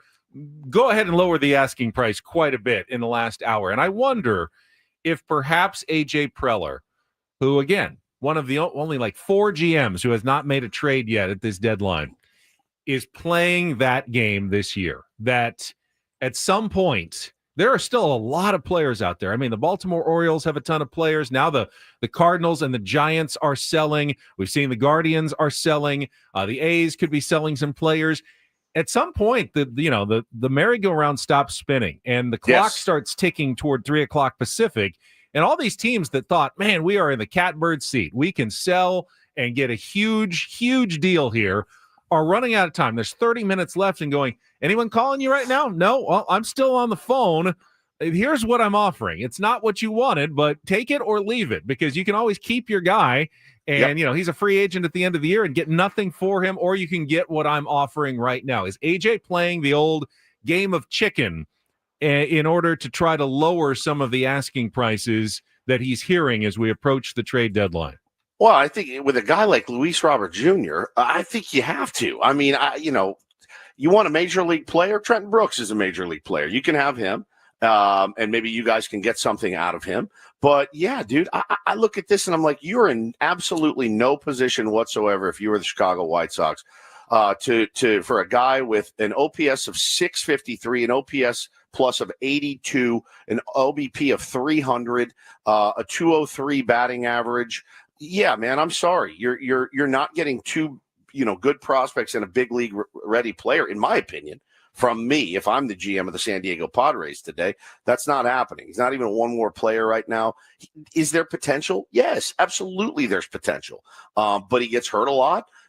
When he's healthy, he has very dynamic capabilities. But to ask for that kind of haul, yeah, you ask for it, but I just don't know that you'll get it. And honestly, I hope he doesn't from us. It's funny because sometimes it feels like AJ Preller gets tunnel vision on a player and just obsesses and just wants to acquire them. But in reality, I think one of AJ's biggest strengths is that he has, layers and layers upon plans. And, maybe Luis Robert is one path that they could take. Maybe an A's trade with Mason Miller is another path. Stephen Kwan is a path. Jaron Duran is a path. He knows he's not getting all of them. So, he's given himself the ability to pivot and be flexible and, find out which guy of these, I like them all. which one is going to end up being the cheapest and not cost me Leodalis de Vries and not cost me as much as some other guys? Which teams will kind of get feel the pressure when the deadline approaches and I can get a better deal? I do think that there is some element of that game that is being played by the Padres right now. Yeah, I mean, I think that's the game that's played every trade deadline, with certain teams and certain players. And if you have a superstar player, an impact player, rental type, yes, you can ask for much better players if you are, getting rid of a guy like Eugenio Suarez, who's got 36 home runs. And yeah, you can ask for the moon and you'll probably get close to it. But a guy like Luis Robert Jr., who is, by all accounts, I mean, it's a project. It's a project. It's a dynamic player with dynamic abilities, but he's a project. He's not producing up to his capabilities and hasn't for a while. So, hey, man, I would love to see him here based on I think what we've seen with White Sox players leaving and having better seasons, other places, change of scenery. Not the world's greatest organization. I'd be down for that certainly, but at no expensive cost. Man, I'm sorry. The other part of the equation, of course, is the financial aspect and element to it, which we really don't know what AJ Preller is looking at in terms of how much money he has to add or subtract. Does he have to get rid of a contract like Dylan Cease or Robert Suarez to add money from another place? And, Kevin Acey's been one of the leading reporters when it's come to, hey, AJ can't do everything he wants. There's only so much money to go around. And he's been saying this for a while, but he also indicated in his newsletter this morning that, yes, we've heard that, but every GM that, they're talking to says AJ Preller is being awfully active and awfully aggressive for a guy who supposedly has some financial constraints, because that doesn't seem to be the primary concern, at least in discussions with other teams and other organizations. Like he's not saying I can't do this deal unless there's money involved. That's not been the main discussion points that AJ Preller has brought to the table. As far as we know, right. I mean, just the fact that if you play it forward, the fact that he's asking for everybody and kicking the tires on everybody. Yeah, it's a surfer's rule law says I'm not going to get anything done today. I know that feeling, man. You're just a wreck. It's kind of like the day after the Super Bowl. You're not going to get a lot of production from a lot of people at work. They're going to be I had to force myself last night, Benny. Forced myself at 7 o'clock Hawaii time, which is 10 o'clock back in San Diego. I got in bed. We had a nice dinner with the family and got in bed. And I pulled out the phone and I started tweeting, or I started reading and looking and searching and seeing what everybody got for the guys that they acquired and what they had to give up. And I had to force myself to put the phone down and go to sleep, because otherwise I would have been up till midnight Hawaii time looking for the Mason Miller. I was expecting to wake up to something this morning. I didn't. I was actually really surprised. Other GMs are also playing this game of chicken, it looks like, and I will give you the latest example right after our check of traffic here on 97.3 The Fan. From the 855 Get Ross Traffic Center, protecting San Diego after accidents or injury, here's Kelly Danick. Roads are looking pretty good. That coastline ride getting better. Southbound 5, they got that crash involving a car and a big rig car carrier cleared out of the slow lane right before Cannon. And fortunately, no other incidents or accidents to mention, guys. Just seeing some of that usual slowing, usual spots, but nothing getting in your way. I'm Kelly Danick with Denhamwood, San Diego's #1 sports station, 97.3 The Fan. So we've heard the last day or two that the Houston Astros are very much interested in Dylan Cease, almost to the point that he may be their main pitching target. But, of course, nothing has come down. And now in the last, 12 hours, including a tweet just from John Heyman moments ago, he says the Astros are talking on Cease, but also on Sandy Alcantara, and looking for another bat as well, preferably left-handed. Yeah, the reports have been coming out, perhaps to put some pressure on AJ, who has not been able to come up with a deal for Cease yet. Like, hey, we're willing to pivot to Sandy Alcantara if you don't lower your asking price for Dylan Cease. And they know that AJ's also got an expiration, date here at 3 o'clock. If he does want to move a pitcher like Dylan Cease and he's asking for a ton, they put the screws to AJ going, well, we could always pivot to someone else if you're not willing to meet our asking, price for Dylan Cease. So that's how it works on the other foot when you try to feel like the pressure is being put on by a general manager. Yeah. What do the Astros have that would be able to help us immediately. Going at getting rid of Dylan Cease, who again, potential is a real thing with him. Durability is a real thing with him. Execution hasn't been at its finest this year, only in short bursts. But when you look at how these two teams match up on a trade, is there anything there that excites you at all? They don't have a great farm system. In terms of like major league ready players, it might be someone like a Bryce Matthews, who's come up just recently as one of their top 3 prospects. I don't know if they'd even go that high, though. I mean, for a rental player like Dylan Cease, who's going to be free agent in 2 months, right? You're really not rental. You're not willing to necessarily give up one of your top 2 or 3 prospects. So I don't know, unless there's a 3-way trade in which you can flip something from the Astros for something else, an outfielder or a catcher or something, then I don't know where the Padres match up with the Houston Astros. Yeah, nor do I. And the Astros, very much alive. Hence they're wanting to get a guy like Dylan Cease to go pitch for them. And so I don't know. There's other teams I feel like that match up a little bit better. Maybe the Red Sox, maybe the Yankees. But at this point, that's the one that's getting the most traction is Dylan Cease to Houston. What would be the smartest thing for the San Diego Padres to do? Well, we will talk some smart baseball coming up in our 3rd hour. Eno Sarris going to check in from The Athletic coming up at 8:35. Also in our 8 o'clock hour, we'll play a game of Real or Fake on a Throwback Thursday. Chance to qualify for a trip to Las Vegas. Going to give away those Heart concert tickets as well. So lots to get to. We're 2 hours in. We got 2 more hours of our show. We got a roundtable. We are live and local all day long, covering the Major League Baseball trade deadline 2025 on San Diego's #1 sports station, 97.3 The Fan.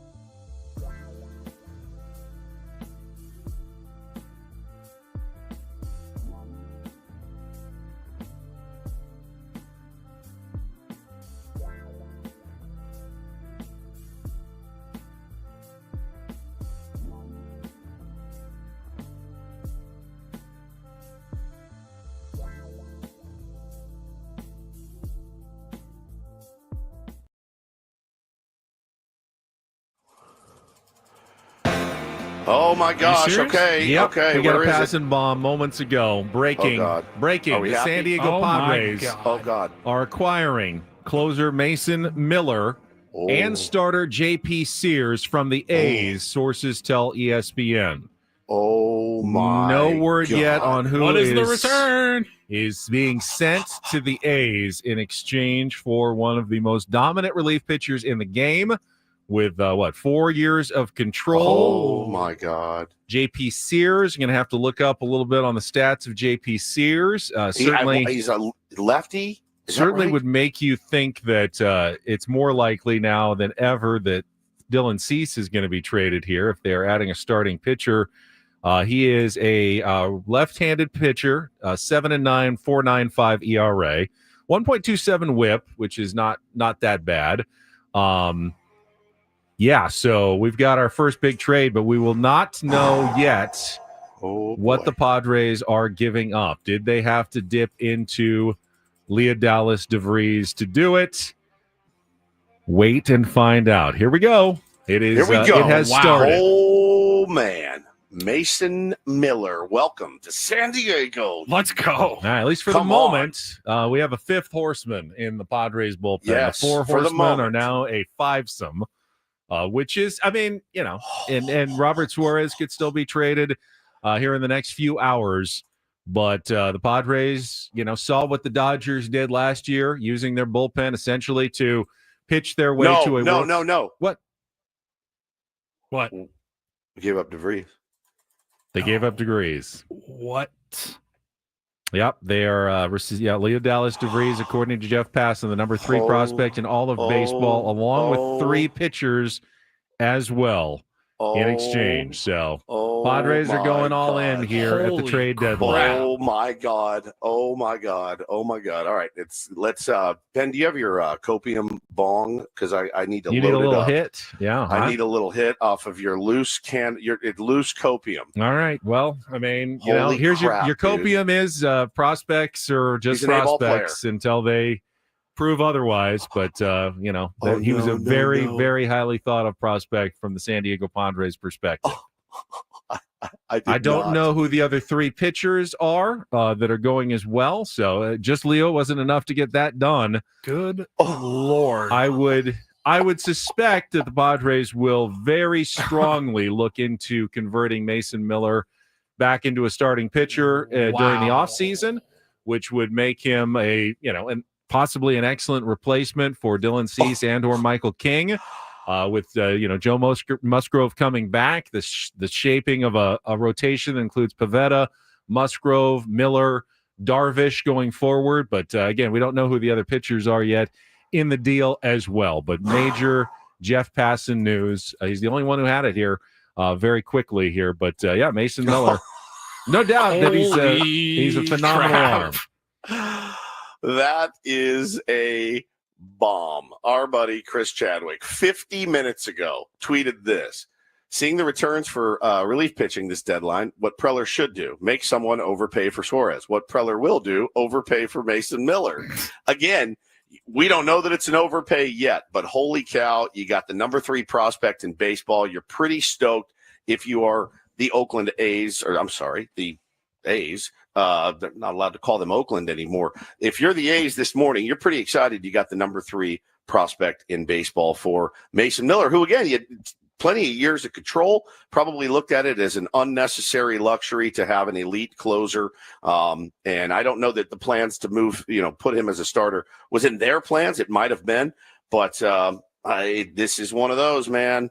This is one of those where we're going to have to hear about it for the rest of our lives if he comes out and is the next, James Wood. And that was for Juan Soto. This is for Mason Miller, AJ Preller. Holy cow. I mean, this is nuts. This is absolutely nuts. All right. Wow. Now, what happens from this point until 3:00 is still incredibly important. Buster Olney says sources, Robert Suarez and Dylan Cease likely to be on the move now that the Padres have landed Mason Miller and J.P. Sears. I think that makes a lot of sense that you were going to trade that. That obviously means the Padres could, if they do that, they will have more financial flexibility. They're not adding any money here with Mason Miller and J.P. Sears. Those guys are not expensive. So if they traded Cease and Suarez, they might have a few more dollars to play with. And they have not, of course, addressed their biggest concern, which has always been the offense and adding another bat or two to the lineup. They have not helped themselves at all. They have simply bolstered a bullpen that is already the best bullpen in all of baseball, which is, adding to a strength is a legitimate strategy. Usually is not done by giving up your absolute best prospect that you've probably had in your system in many, many years. But once again, AJ Preller is going to go for it and try to deliver a World Series title for the San Diego Padres. And he thinks Mason Miller is the best way to do that. I'm sure we'll hear from AJ later today after the trade deadline. But yeah, this is going to go down as one of the absolute biggest deals of the deadline again. And surprise, surprise, AJ Preller is involved in it once again here in 2025. Well, I'm already seeing Dodger fans tap dancing and doing victory laps, which leads me to believe that this is a good trade for the San Diego Padres. Listen, Mason Miller is a demon, straight up, like straight up. Leodalis Vries right now is an A-ball player. That's how I'm going to smoke the copium today. Yes. Because again, guys, go back and look at the number 3 prospects in baseball for the last 10 years and we'll do a little exercise and see how many of those guys are impact players. I'm sure there are a few. There's no question. He's a really, really good player and a really, really good prospect. But holy crap, dude. Like at this point, you got to turn the page and look at it and say, all right, well, Mason Miller, JP Sears, do they help us win in the immediate future? Yes. The answer is yes, they do. But I don't think they can be done yet. This is obviously not the move. They have not addressed their most glaring weaknesses, and that's on the offensive side of the ball. The last 5 games or whatever, notwithstanding Benjamin. But I don't think this is the first deal or the last deal we see from AJ Preller today. And let's look at it as the total package. But this is certainly one that. Certainly one that blows your hair back. There's no question about it. I would be disingenuous to say that I absolutely love it. I definitely have some reservations here.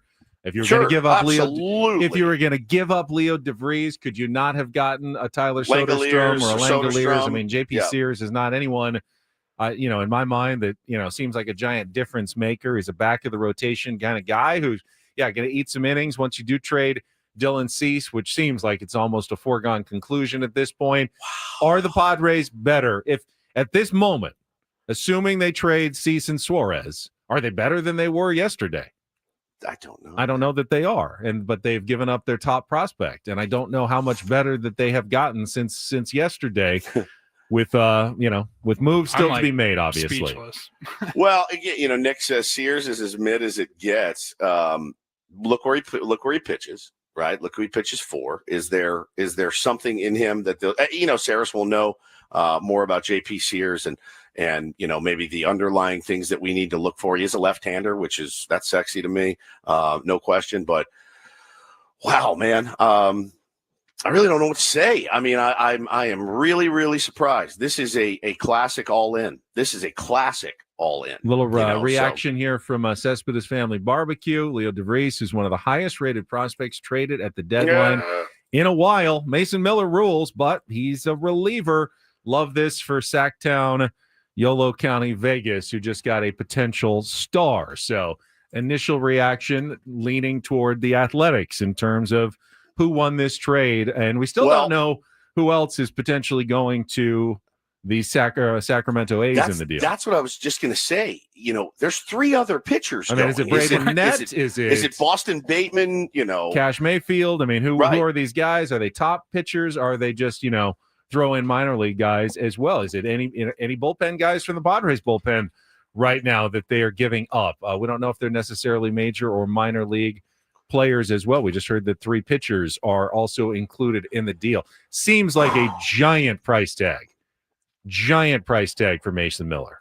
I tend to agree. That it is that's kind of a big one. That's a big one. So God bless, man. It's so weird. This is always the weirdest time of year too, because I am like extremely fired up to watch Mason Miller in a Padres uniform. You're gonna love Mason Miller. Padres fans, you're gonna love Mason Miller. I am elated to see Mason Miller. Wherever they decide to deploy him. He'll be deployed in the ninth. If Robert Suarez is traded, as is the report, he will be deployed in the ninth. Now, you have already locked down every two blown saves by Robert Suarez. So you have locked down pretty much every ninth inning so far this year. I would imagine that will continue. But again, that doesn't improve your team. That just keeps you doing what you've already been doing, locking down the ninth inning. Now, it's a different story in the playoffs. You know, when it's coming down to it and the Padres are in a division series against the Phillies and it's game 5 and you've got Turner, Schwarber, and Harper. Bryce Harper and Turner and Schwarber, they're coming up. You know, I'm definitely going to be happy to see Mason Miller in the game in that situation if the season is on the line in the postseason. And nothing against Robert Suarez, but give me Mason Miller, you know, in that spot every single time. And I've got to imagine that's part of the equation here for AJ Preller. I think my general fandom edict for the first maybe 5 years of our show was, you know, prospects are cool, parades are cooler, right? And we've gotten fairly close a couple of times, but no cigar. But Leo changed it for me. That was one that I was like, all right, I'm gonna hug a little bit tighter based on what I saw with my own eyes, based on what I read, and based on the people that I talked to. I'm sure our fine folks over at Mad Friars are. I bet you David J I bet his hair's falling out right now, for sure. And for good reason. Leo was the guy that I said, okay, you look at this dude, that's your shortstop for the next 10 years. And you're good in a premium position. Now I'm sitting here reconciling, well, I mean, if AJ Preller has shown us one thing, he knows how to find shortstops, and he can find a shortstop and he may convert him to a right fielder or a center fielder. He may trade them for an elite back of the bullpen guy, which he's just done.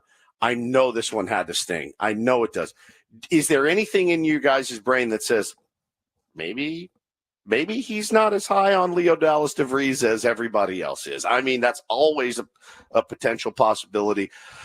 But yeah, based on the numbers, what we've seen, what they ranked, all that stuff, what we've watched with our own eyes, Leodalis seems to be the real deal, and now he's going to be doing it in Sacramento and Las Vegas. Crazy. No, there are a lot of ways that this trade ends up being very successful for the Padres. First and foremost, if Mason Miller, helps pitch him to a World Series title, you're not going to care about giving up Leodalis Vries. If Mason Miller is successfully converted into a controllable starting pitcher who can be, potentially an all-star caliber starter for the next 3 years, that's a really good return also. And let's be honest, and I saw someone in the chat just pointed out, AJ will just go out and find another young shortstop somewhere in, somewhere in the world, South America, the Caribbean, Dominican Republic. He will sign them, and we will have another Leodalis Vries in a couple of years, because that's what AJ Preller tends to do. And, maybe he will, maybe he won't. And, maybe Leodalis Vries is not, as you said, Woods, all that he is cracked up to be, and will not turn into the major league star that potentially it looks like he's going to be. But this is the new world order for the San Diego Padres. Welcome, Mason Miller. Never a dull moment, ever a dull moment. Holy crap, dude. All right, let's find a bat now. I mean, if they're going to be all in, got to get some offensive help. I mean, you've given up your biggest prospect that you've had in a long time for a great player, but you did not even address the main issue you had going into this trade deadline with your top prospects. And now you got to address it with other prospects. I wonder, is Ethan Salas also available? Does this mean that they're higher on Ethan Salas maybe than Leodalis Vries still in the Padres organization? And it's funny, dude. It's really, really funny. I'm thinking back over the years of people that I've talked to in the organization, guys we know, right? Guys that we see at fantasy camp, Paulie, guys that we see at spring training and talk to. And I've gotten some pretty honest assessments on players before, that where, maybe a guy in the organization will say, they're a little bit too much hype. And you go, oh crap, really? Okay. I had no idea. I thought differently. But I will say this, I've never heard that about Leo. Never once. I've never heard that juice isn't worth the squeeze. You know what I mean? It's always been. Good point. Hey, it's always been, and I don't want to name names, but I could probably rip off 10 names where I talked to somebody out at the facility that works for the team that was like, hey, don't sweat it. Don't sweat it even a little. Don't read into it. Yeah, don't read into it. Don't sweat it a little. That's a dude. Everybody I've asked, everybody I've talked to has said, "Oh yeah, Demon. Like he's fantastic. The guy's he's a dude." That's what they say. He's a dude. If you're just a guy, then you're just a guy. Oh, he's a guy. He's a guy. He's a player. You don't want to be a guy. You want to be a dude. You don't want to be a guy. You want to be a dude. And everybody I've talked to in that org was like, "Oh yeah, Leo's a dude." And I went, "Okay, sounds good. Look forward to seeing him at Petco Park in playing shortstop." But that is not going to be the case. He is going to be an athletic one way or the other. Now, if AJ, that's a big one. I'm seeing a lot of people saying we got fleeced. You can't. How could you give up Vries and not get a controllable bat? We didn't need a controllable arm as much as we need a bat. Does it lessen the blow if AJ now fleeces another team and gets a bat? Yes. Like, you know what I mean? Like, it's easy. Like, at face value right now, it's a head scratcher, I think, at best. Like, I'm with you. I'm so conflicted because Mason Miller is a freak. But, man, you just gave up your biggest chip. This is nuts. That's your biggest piece. Looking at JP Sears, the other part of the return for the San Diego Padres, and mentioned, 7-9, 4.95 ERA. Looking at the game log, mostly consistently mediocre. Has a 4.44 ERA this month, which is a little bit lower than he had last month, which is 4.91. Had a really bad start against the Astros in May that turned that into a bad month, 9 runs. But, you're going to get mostly 5 innings. 1, 2, 3, 4 runs from JP Sears most of the time. He's made pretty much every start, it looks like, throughout the season. So he's been durable this year. A very fun, very fungible 4th, 5th type guy in a starting rotation that probably will get some starts down the stretch, but you don't really want to necessarily see start a big playoff game for you in October. So if you do trade Dylan Cease now and Robert Suarez, again, have you gotten better? Have you gotten better? I also saw someone in the chat questioning how good Mason Miller was against lefties. Dominant against righties, but split. I mean, he's still really, really good against everybody, but not quite as good against left-handed pitchers. I mean, his OPS 844. Yeah, it's not great against lefties. So, John Claude Van Dam says if it is Schwarber up there, you may want Adrian Morejon still pitching in that situation than you do Mason Miller. But against righties, he gives up a 395 OPS against right-handed batters. I mean, as almost untouchable as any pitcher in baseball is going to be on the mound in those situations. So just got a text from somebody very, very entrenched in the industry. And this person said, "You better win the World Series after trading that kid." Holy crap. So that's something. That's something. I think the Padres handled Mason Miller pretty well, didn't they, when we faced him? So, look, I think if 3 o'clock hits, Ben, and this is the only move we made, I think it's not a great trade deadline for the San Diego Padres. But we've still got hours to go, and that's a big one. That is a big one. I am seeing an absolute total array of reaction. This one is crazy. Let's beat all the other sports radio shows. To a poll. I'm seeing this is awesome prospects or whatever. I'm seeing. Dale says fire AJ after this year. You get it all. Can't keep doing this. It's. And we still have 7 hours until the trade deadline. Yeah, 6 getting close to now 6 hours to the trade deadline. Buster Olney now tweets the Padres have had extensive talks with the Red Sox about Jarren Duran. The Red Sox keep saying no, and the Guardians about Stephen Kwan. Some rival execs fully expect the Padres to land one of these two by the day's end. Well, obviously, they can't throw Leodalis DeVries into 2 trades. So, they're going to – are they going to find a way to land one of those guys now without their top prospect anymore? And, does this mean – does this make Salas more likely to be moved? You're we're really going all in? Or does that mean he's there's guaranteed no chance he gets moved now? I have no idea. Got to pay to play, boys. You got to pay to play. And in our case, a lot of times I think you have to overpay. Arguably, you now have the best right-handed and left-handed relievers in baseball at the moment in Mason Miller and Adrian Morejon. And again, 4 years of control, and we'll find out. I'm assuming we'll talk to AJ Preller at some point, maybe tomorrow. That's usually been the deal. And, we'll ask him, hey, what's the plan moving forward? If you convert Mason Miller back to a starter, which you've been able to do, and you have 4 years of control, that's a nice piece to have. So that's one thing you got to keep in mind. The problem is, though, you have to get leads to protect leads. Yep. You can't protect a lead if you don't get that lead. So a bullpen, a dominant relief pitchers don't do you any good unless you're already ahead at the end of the game. Well, okay. And by the way, no relief pitcher is perfect. You could have a great rest of your season and have one bad day in the playoffs, and all of a sudden, if you go all in and it's all in to win the World Series, that guy could just have one bad pitch and it's all over. So it's very risky. It's very risky. It is a risky move, and again, in a vacuum, if this is the only move, it doesn't look great. We didn't get better for trading our top prospect. We didn't get better really at all. You kind of stood pat. I mean, you added a really, really big arm and a back of the rotation guy, certainly, but you didn't get the impact bat you needed. But again, the trade deadline is not done right now.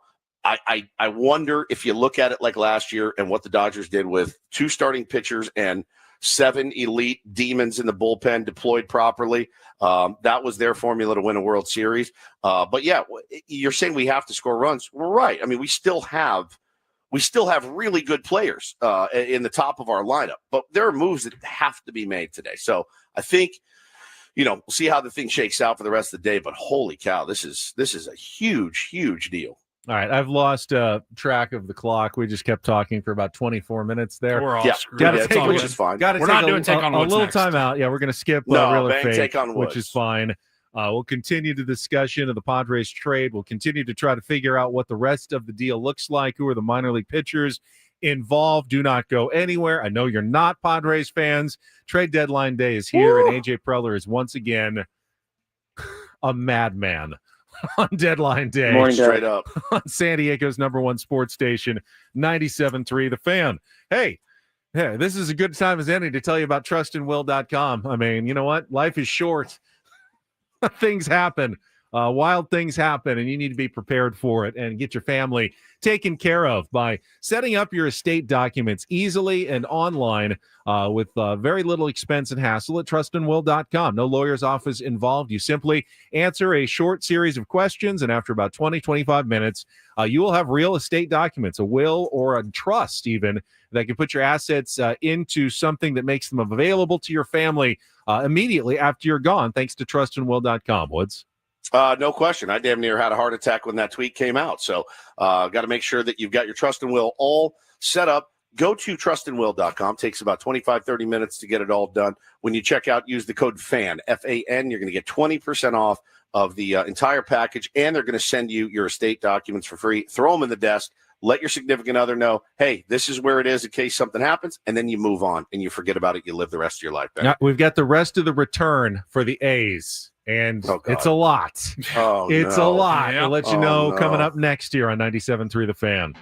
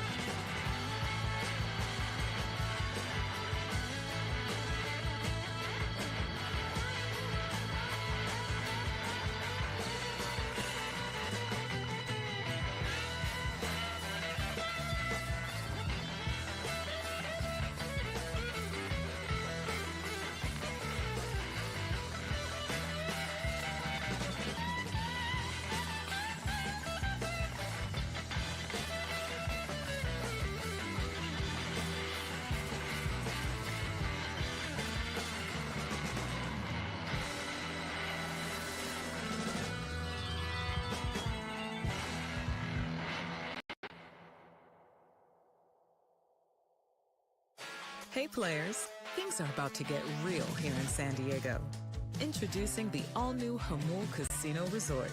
With a 200-room hotel tower, exciting new eats and drinks, plenty of new places to play, and a luxe spa and salon. Hello, rooftop pool and deck. It's where players can play their hearts out and enjoy all the perks that come with it. It gets real this summer at the all-new Jamul Casino Resort, the players' place.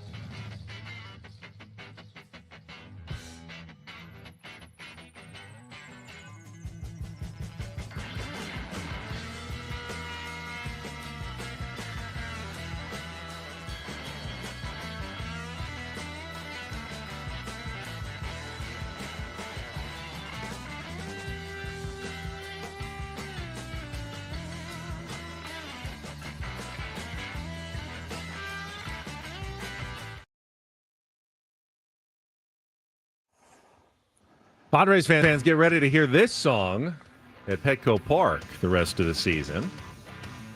Is that Nickelback? That is a Nickelback song or two. That is Mason Miller's walkout song. What is it called? Burn It to the Ground. It feels right today. It feels right. That's what AJ Preller has done to his minor league system right now. Today. We have the full trade details now from Jeff Passan. In addition to Leodalis Vries, the Padres have traded right-handed pitcher Braden Nett, right-handed pitcher Henry Baez, and right-handed pitcher Eduardo Nunez in exchange for Mason Miller and J.P. Sears. According to Sammy Levitt, that's the number 1, number 3, number 13, and number 17 prospects, I believe, for the San Diego Padres. So we've got 2, 4, 5, 6... 7, 8, 9, 10, 14 left. All right. Move them all. From a system that already was ranked, in the 20s near the bottom of baseball. So you are depleting it heavily by making this deal today. And again, my initial reaction is I need to hear what AJ Preller and kind of how his thinking is for this deal and what else is going to be done the rest of the day, because it just seems to me like you need – for that big of a haul, for Leodalis Vries and all those pitchers. Braden Nett was very highly thought of. We've seen Eduardo Nunez at the big league level. Henry Baez, well thought of as well. That you couldn't get a little more than just Miller for that. Just a relief pitcher and for Sears, all of that. Yes. And Sears. Yes. Yeah. Fine. And Sears. Whew. Mama Cita. This is a big one. I hate that we have to take a quick break right now. We do, but the good news is that we're going to get a very smart analysis of this deal on the back end when Eno Sarris, with all of his Bay Area connections, is going to join us on the other side from the Athletics. So bear with us. Obviously, we talked a lot about that trade, but that is the return. Again, Leodalis Vries, Braden Nett, Henry Baez, and Eduardo Nunez for Mason Miller and J.P. Sears. The reaction continues, and we're going to open up the phone lines as well. So don't go anywhere. More Ben and Woods on the way coming up on San Diego's #1 sports station, 97.3 The Fan. Well, typically, gang, I just drink my Eco water straight up just pull it right out of the tap and drink it. It's the best water you can drink. I may be mixing mine with a little Johnny Walker Blue in the next, hour or so to make it all go down a little bit smoother. And EcoWater is the best. We got the EcoWater system in our home. Check it out. For you and your family, you will not be disappointed. It's incredible. Skin feels better. Coffee tastes next level. All of the family absolutely love the EcoWater. You drink it right from the tap, and as I say in my spots, you can drink your shower water. It tastes delicious. No more hard water wrecking your pipes as well. All that green gunk, it is gone. I replaced my shower heads, and they look like they came out of the box, man. It's incredible. So check out EcoWater today. Get a free in-home water test. Also try the Soft Life and alkaline water now, just $9.95 a month by calling 760-350-3338 or visiting ecowatersocal.com. Let them know Woodsy sent you. Not everything in life should be hard, like the trade deadline, especially your water. Keeping it soft since 1925. EcoWater, your water should be perfect.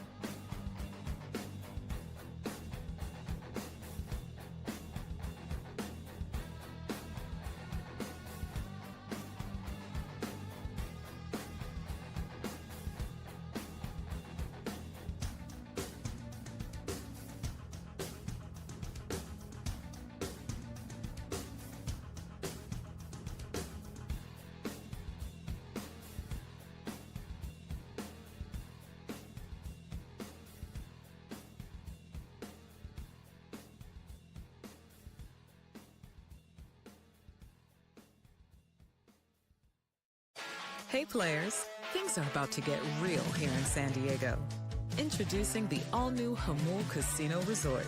With a 200-room hotel tower, exciting new eats and drinks, plenty of new places to play, and a luxe spa and salon. Hello, rooftop pool and deck. It's where players can play their hearts out and enjoy all the perks that come with it. It gets real this summer at the all-new Hamul Casino Resort, the Players' Place.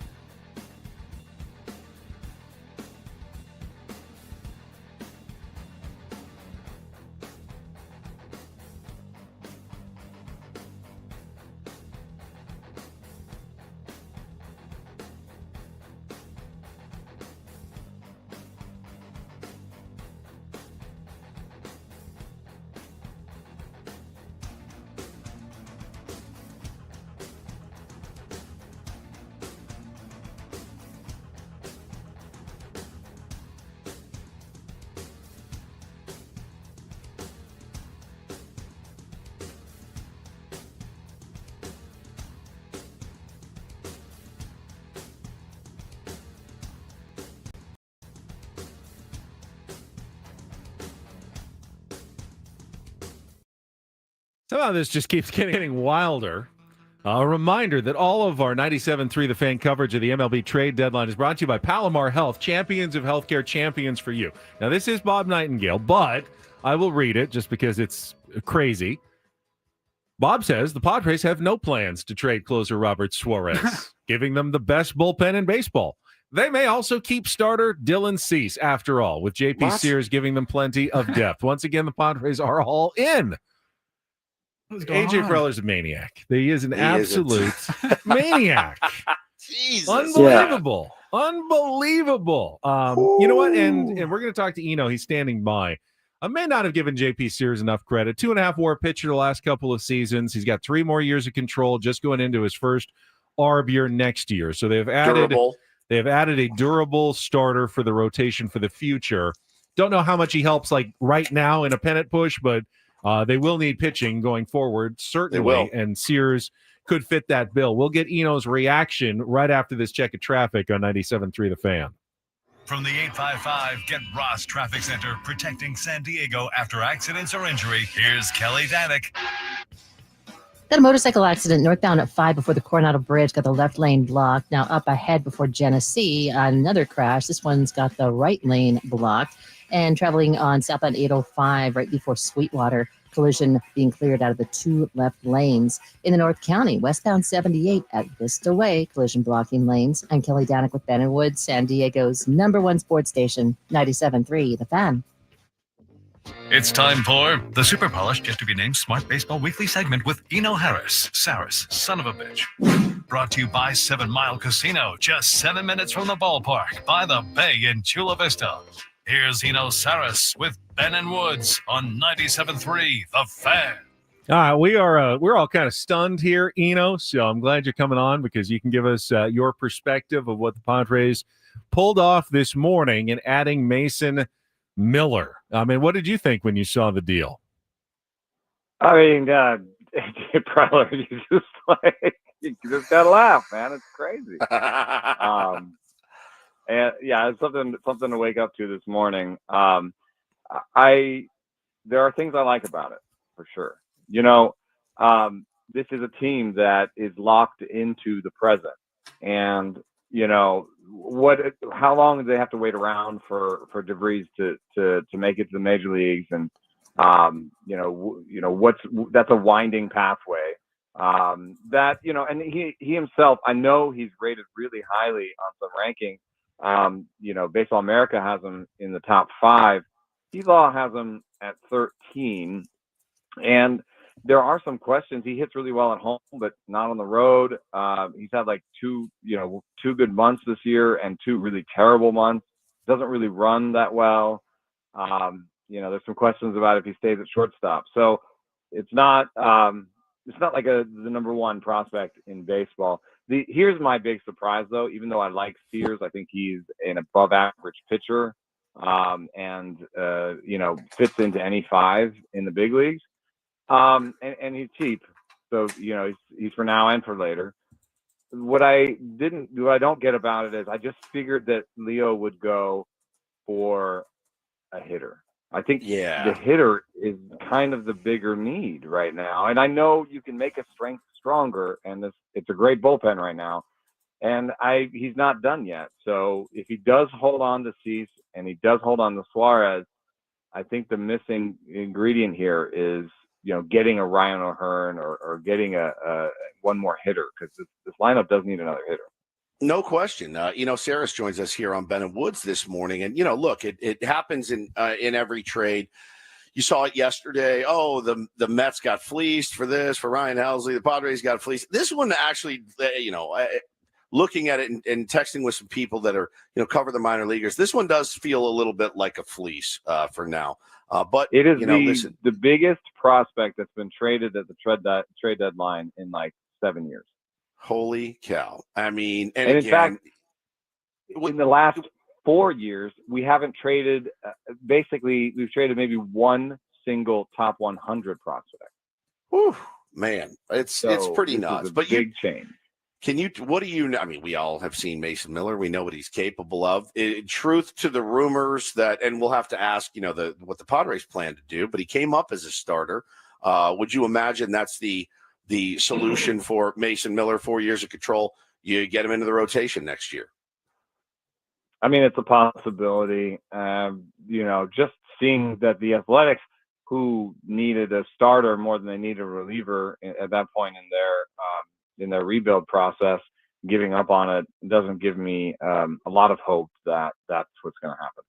But he is probably the best closer in the game. Talking to Eno Sarris, and Eno just reacting to, I mentioned that Bob Nightingale tweet, John Heyman saying the same thing. Padres really going for it. Shouldn't be assumed Cease and or Suarez is going anywhere. If Suarez stays, how feasible is it that the Padres, get to the playoffs and will be deploying bullpen games like regularly with, the 5 horsemen and the other guys that they now have in the bullpen? Like, hey, Randy Vasquez, give us 3 innings, and then we're just turning this thing over every single game with all the off days in the postseason that are built in. Is that a legitimate strategy? And do you think that's part of the equation that AJ Preller is putting together? Maybe like the bullpen to end all bullpens this year. I mean, the only part that I disagree with is that I don't know if Randy Vasquez pitches in the postseason at all. Yeah, I mean, Darvish's last start was pretty eye-opening. It was great. In terms of Stuff Plus, he's maybe not all the way back, but he had a 98 Stuff Plus, which is, and great locations. And so, that's in line with where he's been recently. So if Darvish can be your 3, we're waiting on Michael King. But if Darvish is your 3 and Michael King is in the mix, and now you have J.P. Sears, I think J.P. Sears in the playoffs is your bridge guy. He comes in as a lefty and maybe gets 2 innings, maybe 3 innings. And so I do think that all their guys, Pivetta, Cease, Darvish, and even King, will go like 4 in the playoffs. And they're going to use, maybe that's how they use Vasquez. Sears and Vasquez, if they're losing, Vasquez comes in for the next 2-3 innings. If they're winning, Sears comes in. And this is nuts. I mean, this is absolutely nuts, Eno. So looking, towards 6 p.m., what is it, 3 p.m.? 3 p.m. Today, the trade deadline will end. We're hearing a lot, AJ Preller's not done yet. Do need to evaluate the complete package. You mentioned O'Hearn. Anybody else out there that you look at? And now, with unloading 3 other prospects, the farm system feeling a little bit depleted again.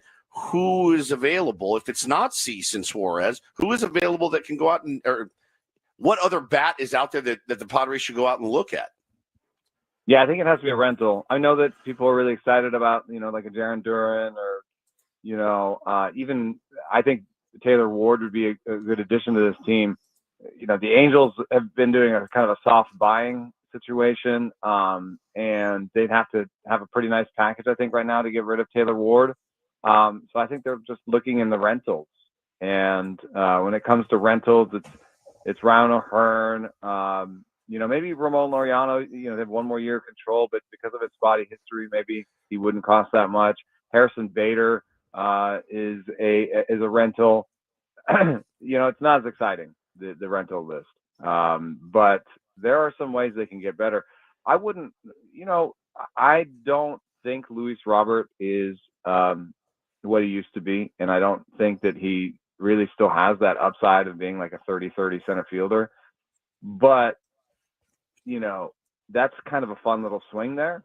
Their ask is huge, though. They said they wanted a major league ready player, they said they wanted a major league ready player and 2 prospects for Luis Robert Jr., which I think is a bit insane. I think it's insane. Yeah, I don't think they'll get that. I don't think they'll get that because I wouldn't give him that too, because there is money involved here. Like, he is owed some money, and he hasn't been playing well for so long, and he has really, I think, the worst approach in baseball. People talk about how there are other players that reach more at pitches outside the zone than Robert, but what he's done this year to make his reach rate lower is stop swinging at pitches inside the zone. So he's swung less, but it's come away from pitches inside the zone. So I would say, if I got him, just be aggressive, man. You have no idea what's going on zone wise. Seems like a mess. Seems like a mess, a little bit of a hot mess, Lou Bob. So yeah, all right. So I might go for just somebody who can extend the lineup. Somebody that can pinch hit for Sheets, maybe a right-hander that can pinch hit for Sheets if it's a lefty, or I don't know, somebody that, like, sometimes we get that 7-8-9 going at the end of the Padres get that 7-8-9 going at the end of the games, and you're just like, man, then you just need one more guy here. So. Yep, 100%. What do you think of the speculation that the Padres intend to convert Mason Miller to a starter for the last 4 years of control after this, obviously, stretch run? He'll be in the bullpen. Is that a viable pathway in your mind? I already asked him that question. Did you? The very first question I asked. Yes, the very first question of the interview. Welcome to my personal hell. Oh, God. I was evacuated for a tsunami the other night, and that was easier than this. I'll admit, I'm getting texts like every 7 seconds from Adam Klug that I'm trying to deal with here while we're doing this intervio with Eno Sarris. So I apologize, Woods. That's all right, buddy. No problem. You got anything else for Eno? He says that they're not trading Dylan Cease, but that might be the way to pry a slightly better bat away. So I wouldn't. I know that's the news out there right now, is that Suarez and Cease are staying, but if that's the sort of rabbit in a hat part, that would also make sense for me. Is that they go for a bat. The last thing, with the teams that are now selling at the deadline, like the Giants and the Cardinals, I mean, it kind of changes this whole National League playoff perspective. Do you think that is impacting the Padres' decision to be more aggressive here, knowing that so many other teams are no longer going for it? Yeah, I mean, also the recent Giants skid has really put some distance between the Padres and the Giants in that race. The only real contender that the Padres have to worry about are the Reds in terms of coming up and nipping at their heels. And that, I mean, I don't know. The Reds have been a flawed team in the past, and they don't seem like they're about to go make big buys on this market. That's not how they work. They did get Brian Hayes, but that's exactly what I'm talking about. Kind of like a smaller deal, So I think that the Padres feel good about themselves right now. I don't know that the Giants are going to do a full sell because I was just there on a Tuesday night against the Pirates, and it was sold out, and there was some energy there. The Devers deal brought some energy to the city. So I don't necessarily think the Giants will do a full sell. I think they may even do some minor buying, but they've definitely, the Padres put some distance between them and should feel good about their chances for the postseason right now. So that's any truth to the rumor that the Padres will convert Mason Miller to a starting pitcher down the road? I want to make sure to get it in 3 times. Woods. 3 times, the rule of 3. I'm not playing Wordle on my phone. I am trying to do other things here that are show related at least. But okay, I deserve that. Eno, good timing at least for this conversation. Appreciate it. Thank you for joining us. We're so frazzled this morning. Forgive us. Yeah. Thank you, buddy. Thanks, Eno. Appreciate you. All right, let's open the phone lines, Woods, coming up for our final hour here. 833-288-0973. Get the reaction of Padres fans. I feel like most are kind of thinking this was an overpay and are not all that happy. I just had a buddy text me. He goes, why does 99% of people hate this trade? He goes, they do.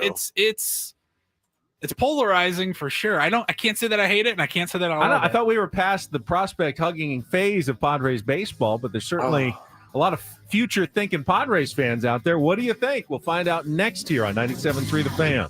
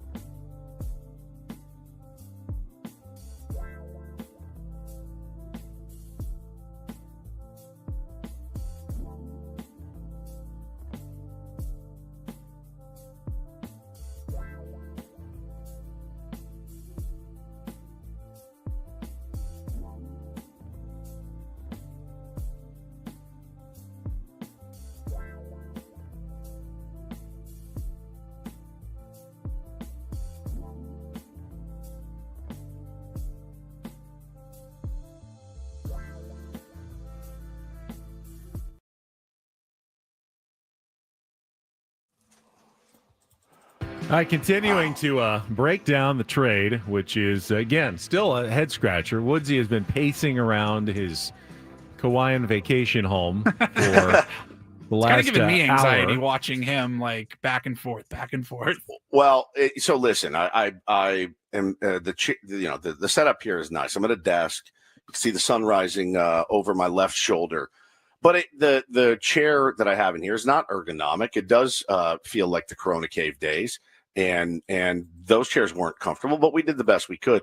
My back gets a little sore, so I do need to pace. I am also, it's a little bit stressful trade deadline day, certainly. So I was just trying to move around. Motion creates emotion is what they say. So that's what I was trying to do. If I stressed you guys out watching, I do apologize. We've had the lights have turned off at least once already this morning due to our lack of motion. It's insane that the lights go out on you guys when I'm gone, because I'm constantly up and moving and walking around, and it just comes from sales, man. When I was in sales, I had the earpiece on, and I would walk like 20,000 steps a day just walking around the office because I could not sit at my desk. I don't really like sitting. I like laying down. If I could lay down on the bed behind me, would that make you guys feel better? I think that I could do. I think relaxation has left the building for the rest of the day, and we're just going to have to live with the tension and stress. And the overwhelming consensus is that the Padres are definitely not done. John Heyman says if the Padres can't get Stephen Kwan, they'll look at Ramon Laureano from the A's or Luis Robert Jr.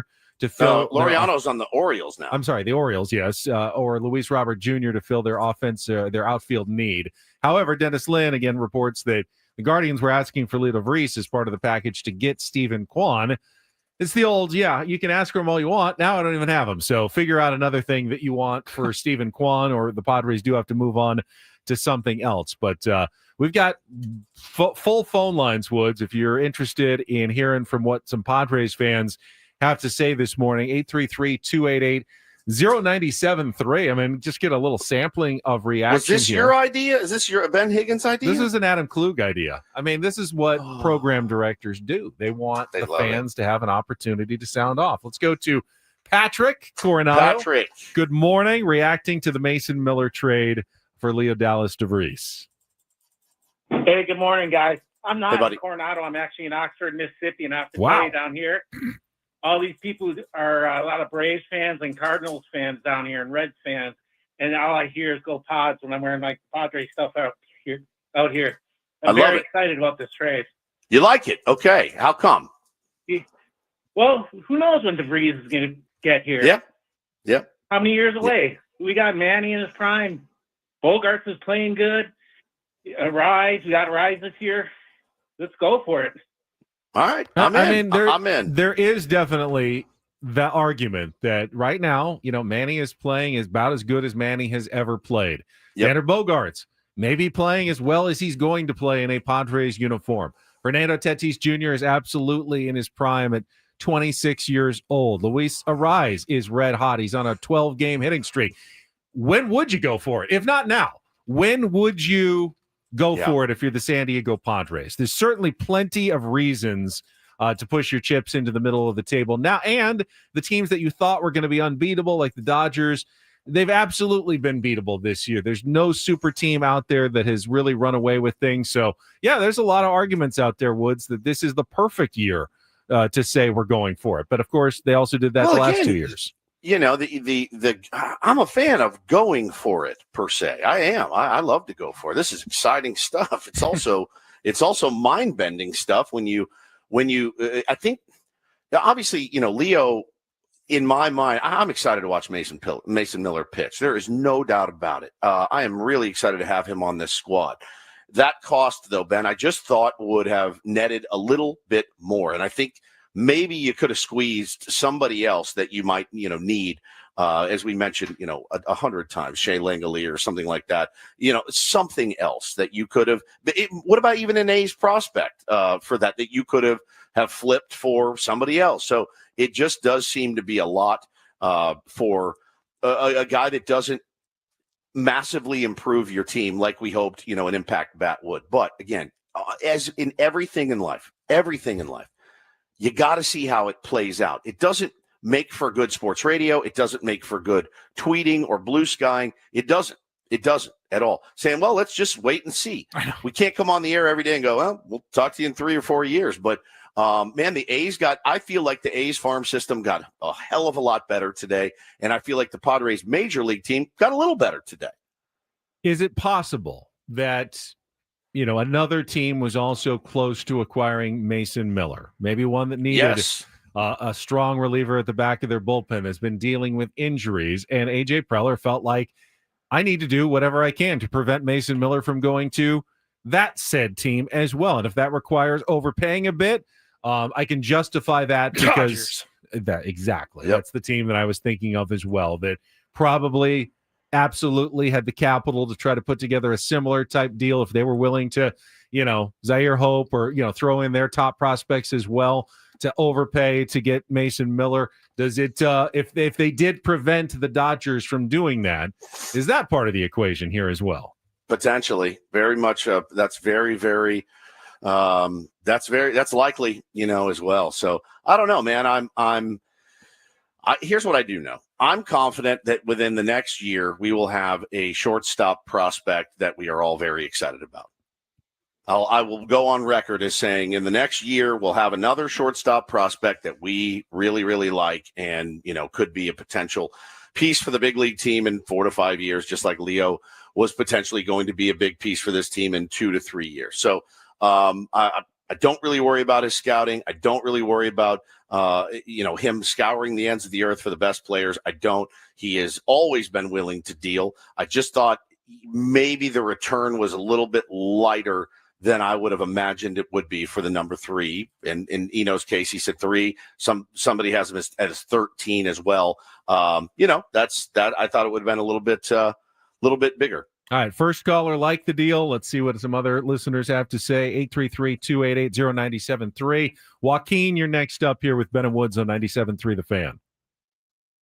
Hey, guys. Yeah, I just have a couple quick points to make. Mason Miller might have 3 years of control left, but aren't those some like arbitration years where if he is the best closer in the league, he might get more money?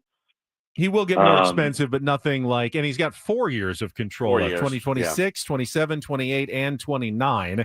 And think about how it went to ARB with Michael King, a converted reliever. If they do in fact convert him to a starter, that's going to change the equation a little bit as well, and what he makes. And they're able to, and I hate to say this, but they're able to kind of suppress it for a minute, right? Like, as they did, Michael King they were arguing over what, $1 million or something. And he said, no, I'm a starter. I want to be paid like a starter. Well, actually, we've got you as a reliever. It's going to change the equation a little bit, depending on what the Padres decide to do with Mason Miller, in the offseason, what they want to do. So I think that has to be taken into account as well. So there is, that's 4 years of control is pretty good. And if you can convert him into a frontline starter, that's pretty decent.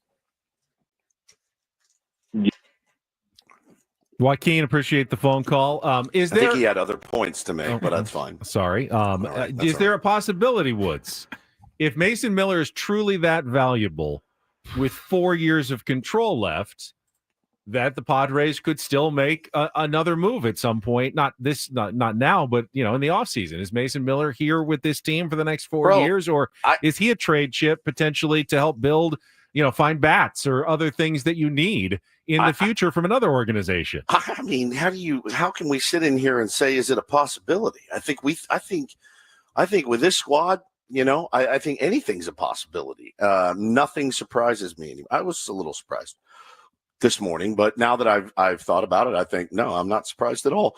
This is what we do here in San Diego, and it certainly makes some waves. Every single time during the trade deadline, make some waves in the offseason. I've said it a billion times. They are the most interesting team to cover. Sometimes it's for good reasons. Sometimes it's for bad. But, this isn't the Cincinnati Reds, my man. This is a really, really big one today. Let's try Jason. You're next up here on 97.3 The Fan on trade deadline day. Good morning, Jason. Morning, fellas.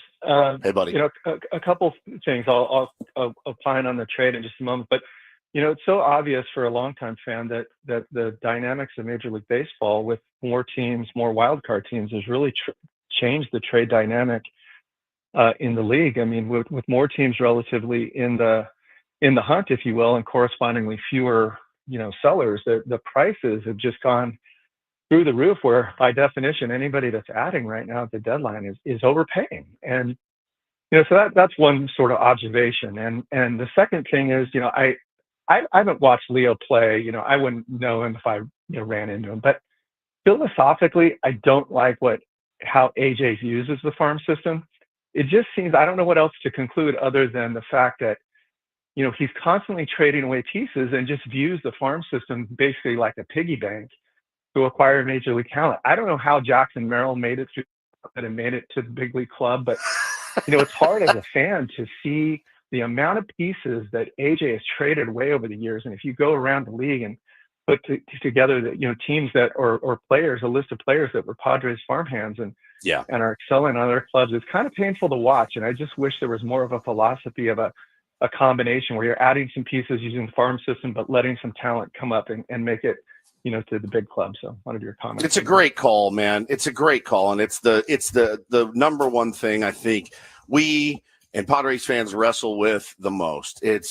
We kind of don't know what lane we want to be in. And that's, we've had to adapt because of what our GM has done over the last 10 years. And you're really forced to kind of go back and forth, like, man, I sure love that Juan Soto deal, man. We got Juan Soto. And then, 2 years later, well, he's not here. And James Wood is ripping the cover off the ball. And Mackenzie Gore is an ace. And, at the time, though, I just remembered the day, what I felt like the day we got Juan Soto. And I was elated. I was absolutely elated. And Jackson Merrill made it through because they valued him higher than maybe they valued anybody in the last decade, really, and saw something special in him. But look, give credit for that, right? Give credit for Jackson Merrill being signed to a long-term extension in San Diego. At least we have him.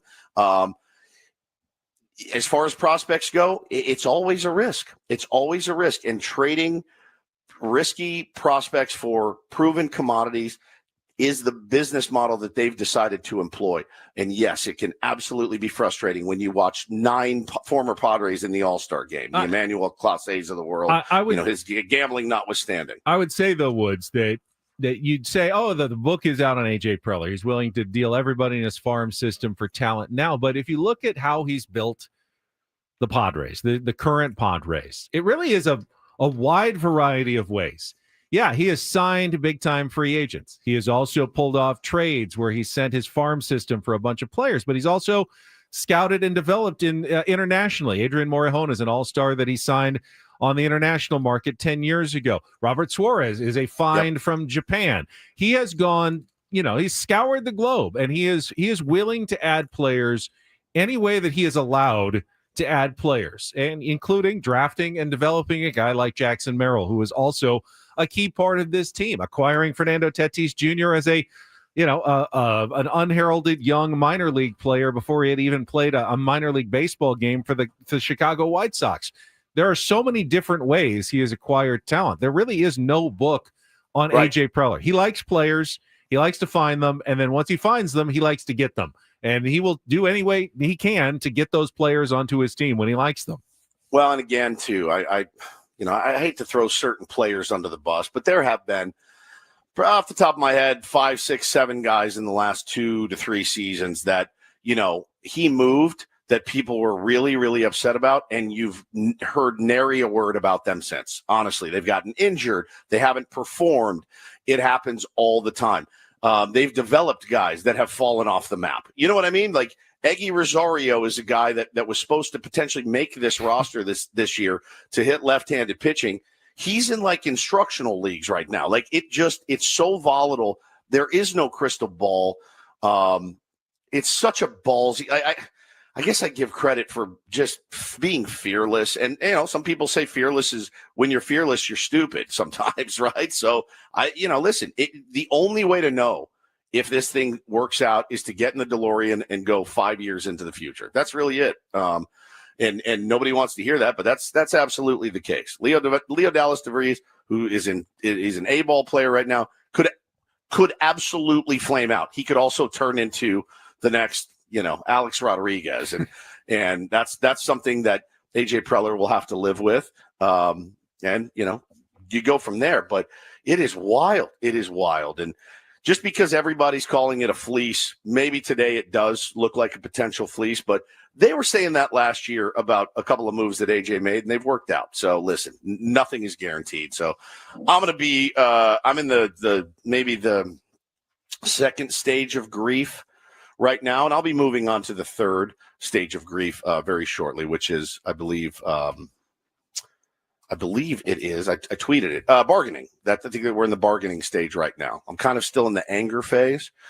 Yeah, denial, anger, bargaining, depression, acceptance. Yeah, I'm not quite in bargaining yet. Ben, I think you're still in anger, right? I don't know that I'm angry. I am. I think I've already. I mean, I'm not depressed. Again, I would love to have that DeLorean that you just mentioned and go 5 years into the future. I guess my biggest fear as a Padres fan, as a lifelong Padres fan, I don't want to go back to the way it was. I don't want to be a last place team with, no farm system, no real great prospects of winning. And I do worry when you trade away your young, most talented, minor league prospects that eventually you're going to have to pay the piper, that you can't keep it going. But we thought that, we've thought that every year, that we thought that before this year. Oh, well, AJ may have missed his window. Well, it looks like AJ has pried that window open a little bit further again, like he always seems to do. So, yeah, I'm worried that, it's going to be a big mistake and they're going to regret this and it's going to come back to haunt them in a couple of years and we're going to go through another, down stretch of Padres baseball. But at this point, I guess I've learned to trust AJ Preller a little bit. He's not stupid. Guy is pretty savvy and knows what he's doing. And I imagine that this is part of his overall plan as well, whatever it is. We don't know what it is at the moment, but I'm expecting that this all just fits into his giant symphony of what he's trying to do. How much do you think last year plays into any of the decisions that are made this year? Like it feels like I can see it two ways. I can see AJ Preller being strict, like, nope, last year was last year. We're only focused on this year and beyond. And I can also say it's kind of only human nature to be like, God, we were so close last year. We were this close to knocking off the eventual world champs. It could have been our year. Maybe it should have been our year, and it wasn't. We blew that. Now you saw how they won. You saw that they won with a bullpen, full-on bullpen games often in the playoffs. And I'm wondering, I'm like, is AJ punting just saying, games? You're right. Like 100%, they punted. Yeah. 100%. And I'm just wondering if AJ saw that and he goes, that ain't happening this year. Like, we're going all the way in. Well, if they are, they need some bats, because what undid them last year was the inability to score when they needed to score the most. And I don't think that they have solved that problem. Yes, the offense has performed well of late, but there's still that underlying concern that, they are going to go through some more slumps the rest of the season. If they hit a slump in a playoff series, they've got not a lot of hope, going forward. So they still have to lengthen the lineup. They need more bats. And that's why we're going to be on pins and needles until 3:00 today to see what else AJ Preller is going to do.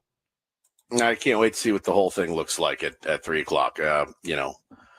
With a couple of the names being rumored out there, the Laureanos, I think that's a great deal if you can swing it. I think a Rhino Hearn would be absolutely outstanding for this team. Do we have enough to get it done?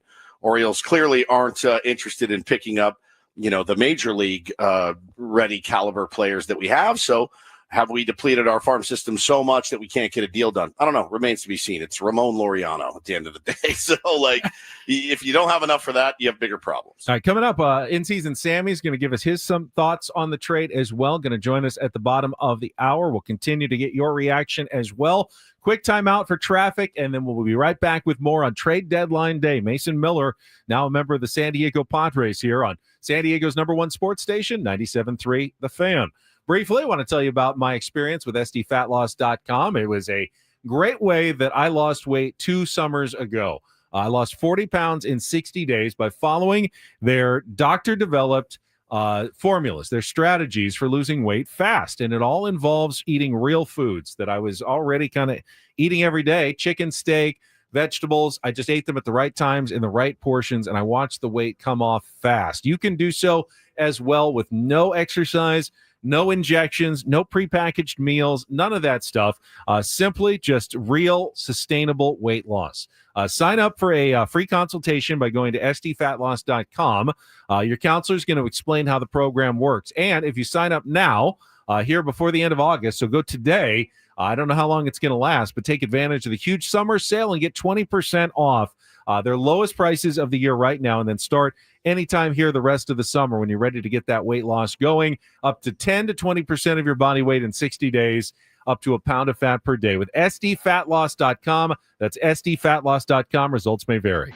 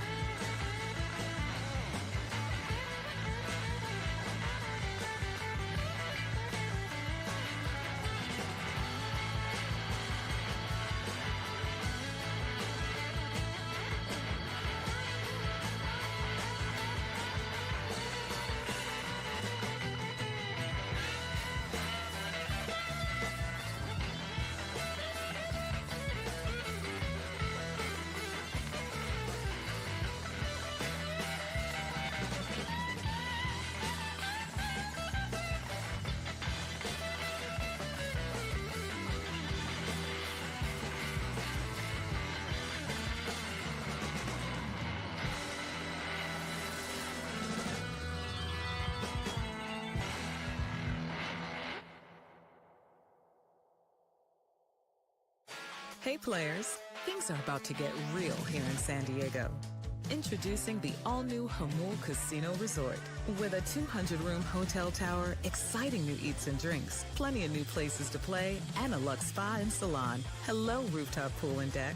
It's where players can play their hearts out and enjoy all the perks that come with it. It gets real this summer at the all-new Jamul Casino Resort, the players' place.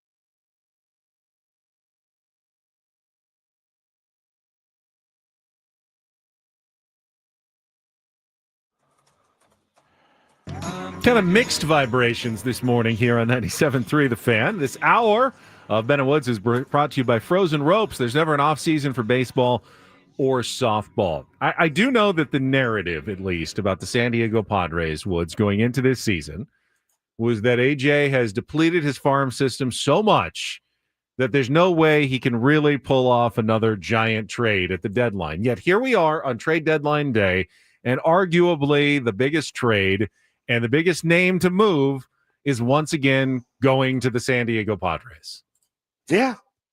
I mean, it's crazy. It's crazy. I was just telling you guys off the air. I mean, this dude, Lance Fogel on Twitter, is losing his mind because I brought up the degrees of mourning, which is clearly my tongue firmly planted in my cheek, Lance. If you don't get that, I can't help you. He said the whining. You're not going to go to therapy over this move, and it didn't ruin your life. My life will go on without Leodalis DeVries. I mean, you were just kidding around when you were talking about the stages of grief? Correct, obviously. Well, it is something you're losing, though. We have talked about Leodalis DeVries for the last couple of years with quite a bit of excitement and enthusiasm, and now it is gone. It's not a death, but in terms of, as a sports fan, in terms of emotion, you do have to deal with that. Of course. It's gone. Imagine thinking emotions don't exist in sports. I mean, it's absurd. He says the whining and doomsday garbage, especially from at Ben and Woods, is hilarious. Using words like degrees of mourning shows just how out of touch these clowns are. It's clearly like tongue in cheek, Lance. So relax. Number one, take a deep breath, go touch some grass today. And, look, the thing I was just telling you guys off the air, we're spending a lot of time talking about Leodalis DeVries and the guys that they traded, and maybe not enough time talking about Mason Miller. And seeing a lot of people tweeting now like, all right, well, I'm at that point now where I'm just ready to see that guy run out of the bullpen. And I said, yeah, there's no question. Just throwing 104 miles an hour past guys is going to hopefully ease some of the, the grief. And I use that term with finger quotes, Lance, the grief of losing the number 3 prospect in baseball and, depleting the farm a little bit more, which was already an area of weakness. And we go from there. And I told you guys, I'm pretty sure that my 7-year-old is going to have a new favorite Padre in about 2 days whenever he makes his debut, and maybe even tomorrow. But I'm excited to watch Mason Miller pitch. I also think we probably should have gotten more back for him. That's my underlying point here. I think the one thing that kind of missing is when you make a big trade like this to bring in an exciting player, yeah, you're excited for that player, but you're also feeling better about a certain aspect of your team usually. Like, finally, I don't have to worry about the 9th inning. Here's the thing. I haven't been worried about that all season. So nothing really changes for me necessarily. I don't now have extreme confidence that the Padres are going to be able to close out close games. They've been doing that all season long. So I don't necessarily feel like I'm getting anything from my emotional fandom right now. Now, my logical brain tells me the more relievers you have, the deeper that you are, the better off you're going to be, both now and in the playoffs. Yeah, it's absolutely. You're just adding another inning of hopelessness to the other team's offense, which is great. But as a fan, it's not like, man, I've watched this team struggle all season long in the bullpen, but now they got Mason Miller. So watch out for the San Diego Padres. I go like, this team has already been so dominant in the bullpen, and now, well, they're still really dominant in the bullpen, even more so, but I'm not getting that injection of adrenaline that I usually get on a trade deadline move because they're adding to a strength rather than addressing a weakness. So, yeah, no question about it. So excited to see Mason Miller pitch, certainly, and also excited to see what materializes these next few hours. It can't be it. It cannot be it. This cannot be the only move that they make. And I don't think it will be. And I'm knocking on wood. But yeah, I'm excited to watch him pitch, excited to see who else we add today. And frankly, how we do it is going to be the most interesting part. So lots of rumors out there. It's exhausting to talk about, to think about, et cetera, et cetera. Do you think AJ Preller called up the Pittsburgh Pirates and said, here's the package. Any interest in Paul Skeens coming for this package with 4 of our top prospects coming back your way? No? Okay, we'll go back to the A's. I don't know. Do you think? I bet he made a call. Why not? Why not? I mean, and I bet the Pirates said no, we're keeping Paul Skeens. Yeah, not interested. All right, we've got Sammy going to join us, get his thoughts on what has transpired so far this morning. Of course, we got a roundtable coming up at the top of the hour, and I do want to give up. I know our phone lines are fairly full, but I do want to give out some Heart tickets as well. We've got 2 more tickets to Heart at Pechanga Arena on August 13th. If you can get through right now, 833-288-0973. Paul is going to take a caller that can make it through our phone lines right now. 833-288-0973. Limited tickets remain at AXS.com for Heart on August 13th at Pechanga Arena. And we'll come back with Sam Levitt and final thoughts before the roundtable next here on 97.3 The Fan.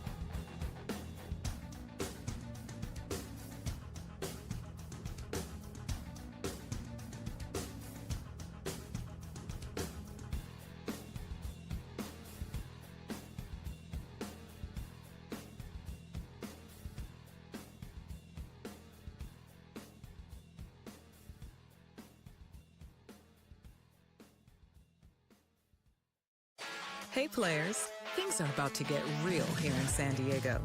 Introducing the all-new Hamul Casino Resort. With a 200-room hotel tower, exciting new eats and drinks, plenty of new places to play, and a luxe spa and salon. Hello, rooftop pool and deck. It's where players can play their hearts out and enjoy all the perks that come with it. It gets real this summer at the all-new Hamul Casino Resort, the Players' Place.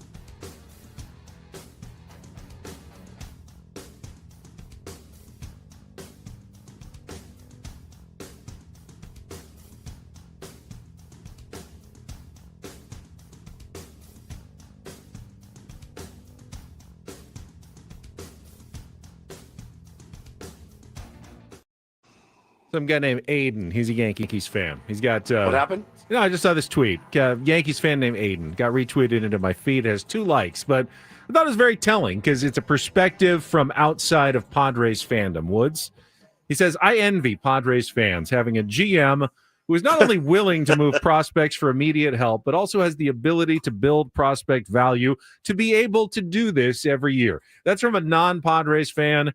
Just guy retweeted it into my feed again. A nobody from, the East Coast that just is commenting on AJ Preller. And, got to remember sometimes what we do have here. Yeah, it can be maddening. You want to tear your hair out sometimes. Yeah. And, being a Padres fan can be difficult sometimes, but it is kind of fun also at the same time. My buddy texted me and he said, look, I've been a fan for over 40 years and all I've wanted is the team to just go all in and try to win this championship. He goes, it's over and I am all in. I'm accepting this. Like, let's go. And I think there's also a lot of people that feel that same way. Yeah, I just Bo's on my lap right now. He just woke up and told him that we got Mason Miller and we have not traded Robert Suarez yet. And I said, Mason Miller is probably going to be your new favorite player. He throws 104 miles an hour. How do you feel about it right now? You happy or sad? Happy. He's happy. There you go. So the king has spoken, man. Let's get on board with this. Another pitcher going. Kyle Finnegan traded to the Detroit Tigers per JP Morosi. So, I mean, if Robert Suarez hasn't gone yet, maybe it is true. Maybe they are keeping Robert Suarez and going with the 5 horsemen for the rest of the season. We'll know for sure by 3:00. And somebody said earlier too, like, hey, I know all of it. Fan base, the fans going to have their opinions. What is the mood in the clubhouse or on the Padres group text? Because they're off today. What's the move today on the group text? Like, oh, hell yeah, we got Mason Miller and JP Sears. I don't think I'm certain nobody cares at all. They're excited about getting some extra bullets, to go out and try to win Manny a World Machado, Series. He's elated. Yeah, Leodalis Vries is years off. Manny Machado would rather win right now, as would Xander Bogaerts. As would Yu Darvish, as would Nick Pivetta. I mean, these guys are definitely going to be happy about this. And it doesn't really mess right now. I mean, we don't know what they're going to do, but it doesn't really mess with the chemistry at all. Just adds another dog to this roster at this point. So in that sense, yeah, I think the vibe will be quite good Depending, of course, on what else we see, we're going to get Sam Levitt's reaction.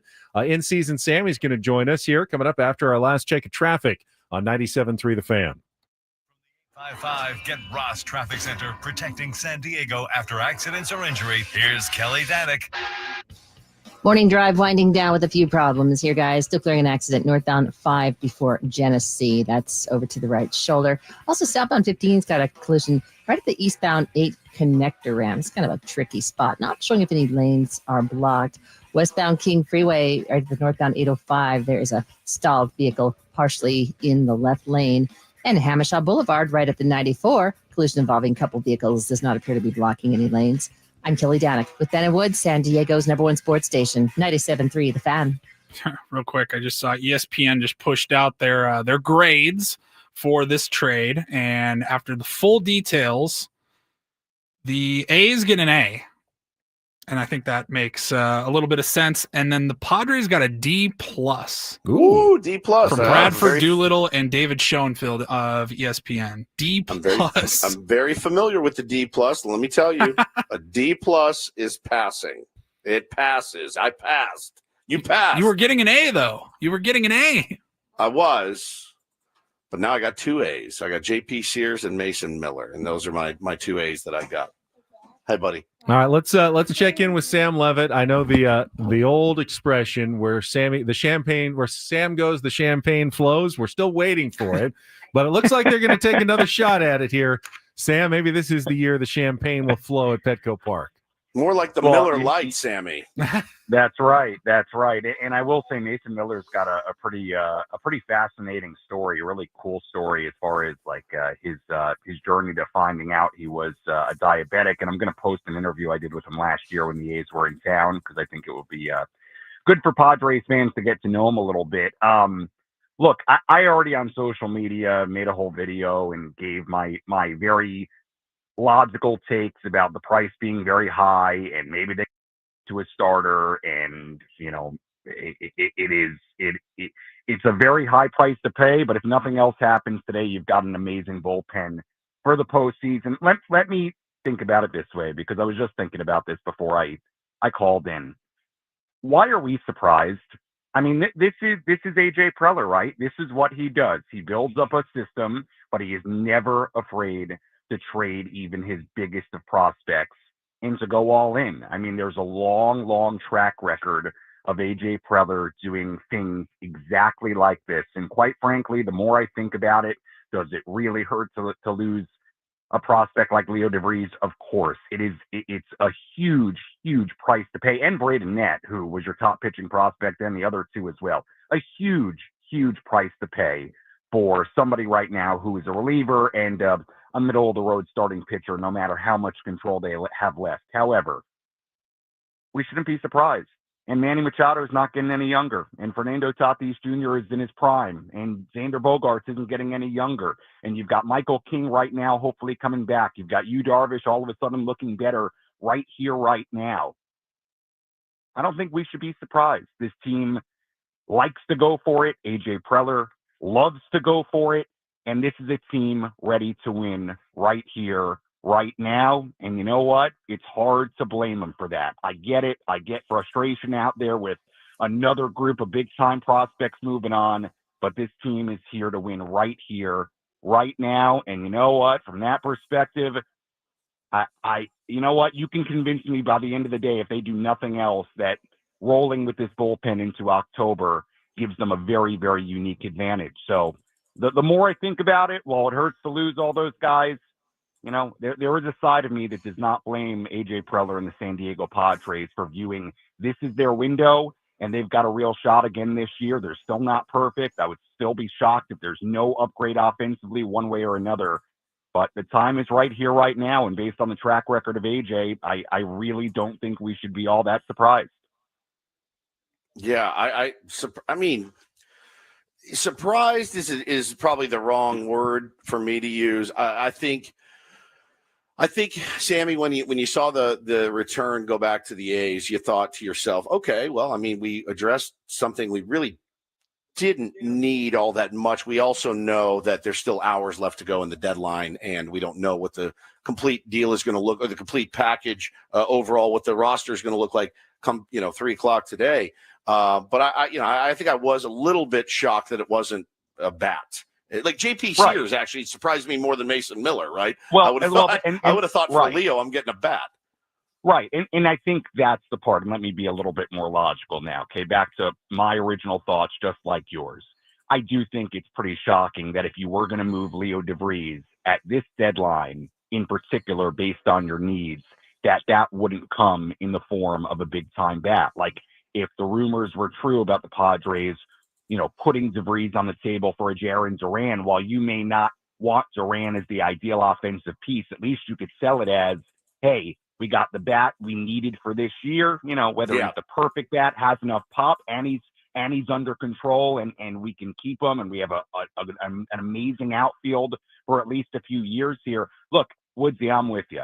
It's pretty shocking that they would move Vries for a reliever. I mean, look, Mason Miller is amazing. Maybe the plan is to make him a starter, although I thought it was interesting that Eno pushed back on that, right? And I thought it was an interesting point that the A's have had the opportunity to do that and haven't. Or at least they haven't moved him back into a starting role. Yep. But yeah, there's no doubt it's shocking to move. Put it this way, how promising Leo Vries is. I had an evaluator say to me at spring training, among many evaluators that were looking at Leo Vries, and say to me, the only thing the Padres could do wrong is find a way to somehow get in his head and mess him up. That's how good he's going to be on his own. So, yeah, I mean, look, I'm with you, Woodsy. It's a weird piece to get for a prospect of that quality. But the more I sit here and think about it, and think about AJ, and think about where the Padres are as an organization, as a team, I start becoming really unsurprised. Like, hey, the time is now. And you know what? AJ has proven he can go find the next Leo Vries. And is he ever going to be a Padre? Probably not, based on the track record.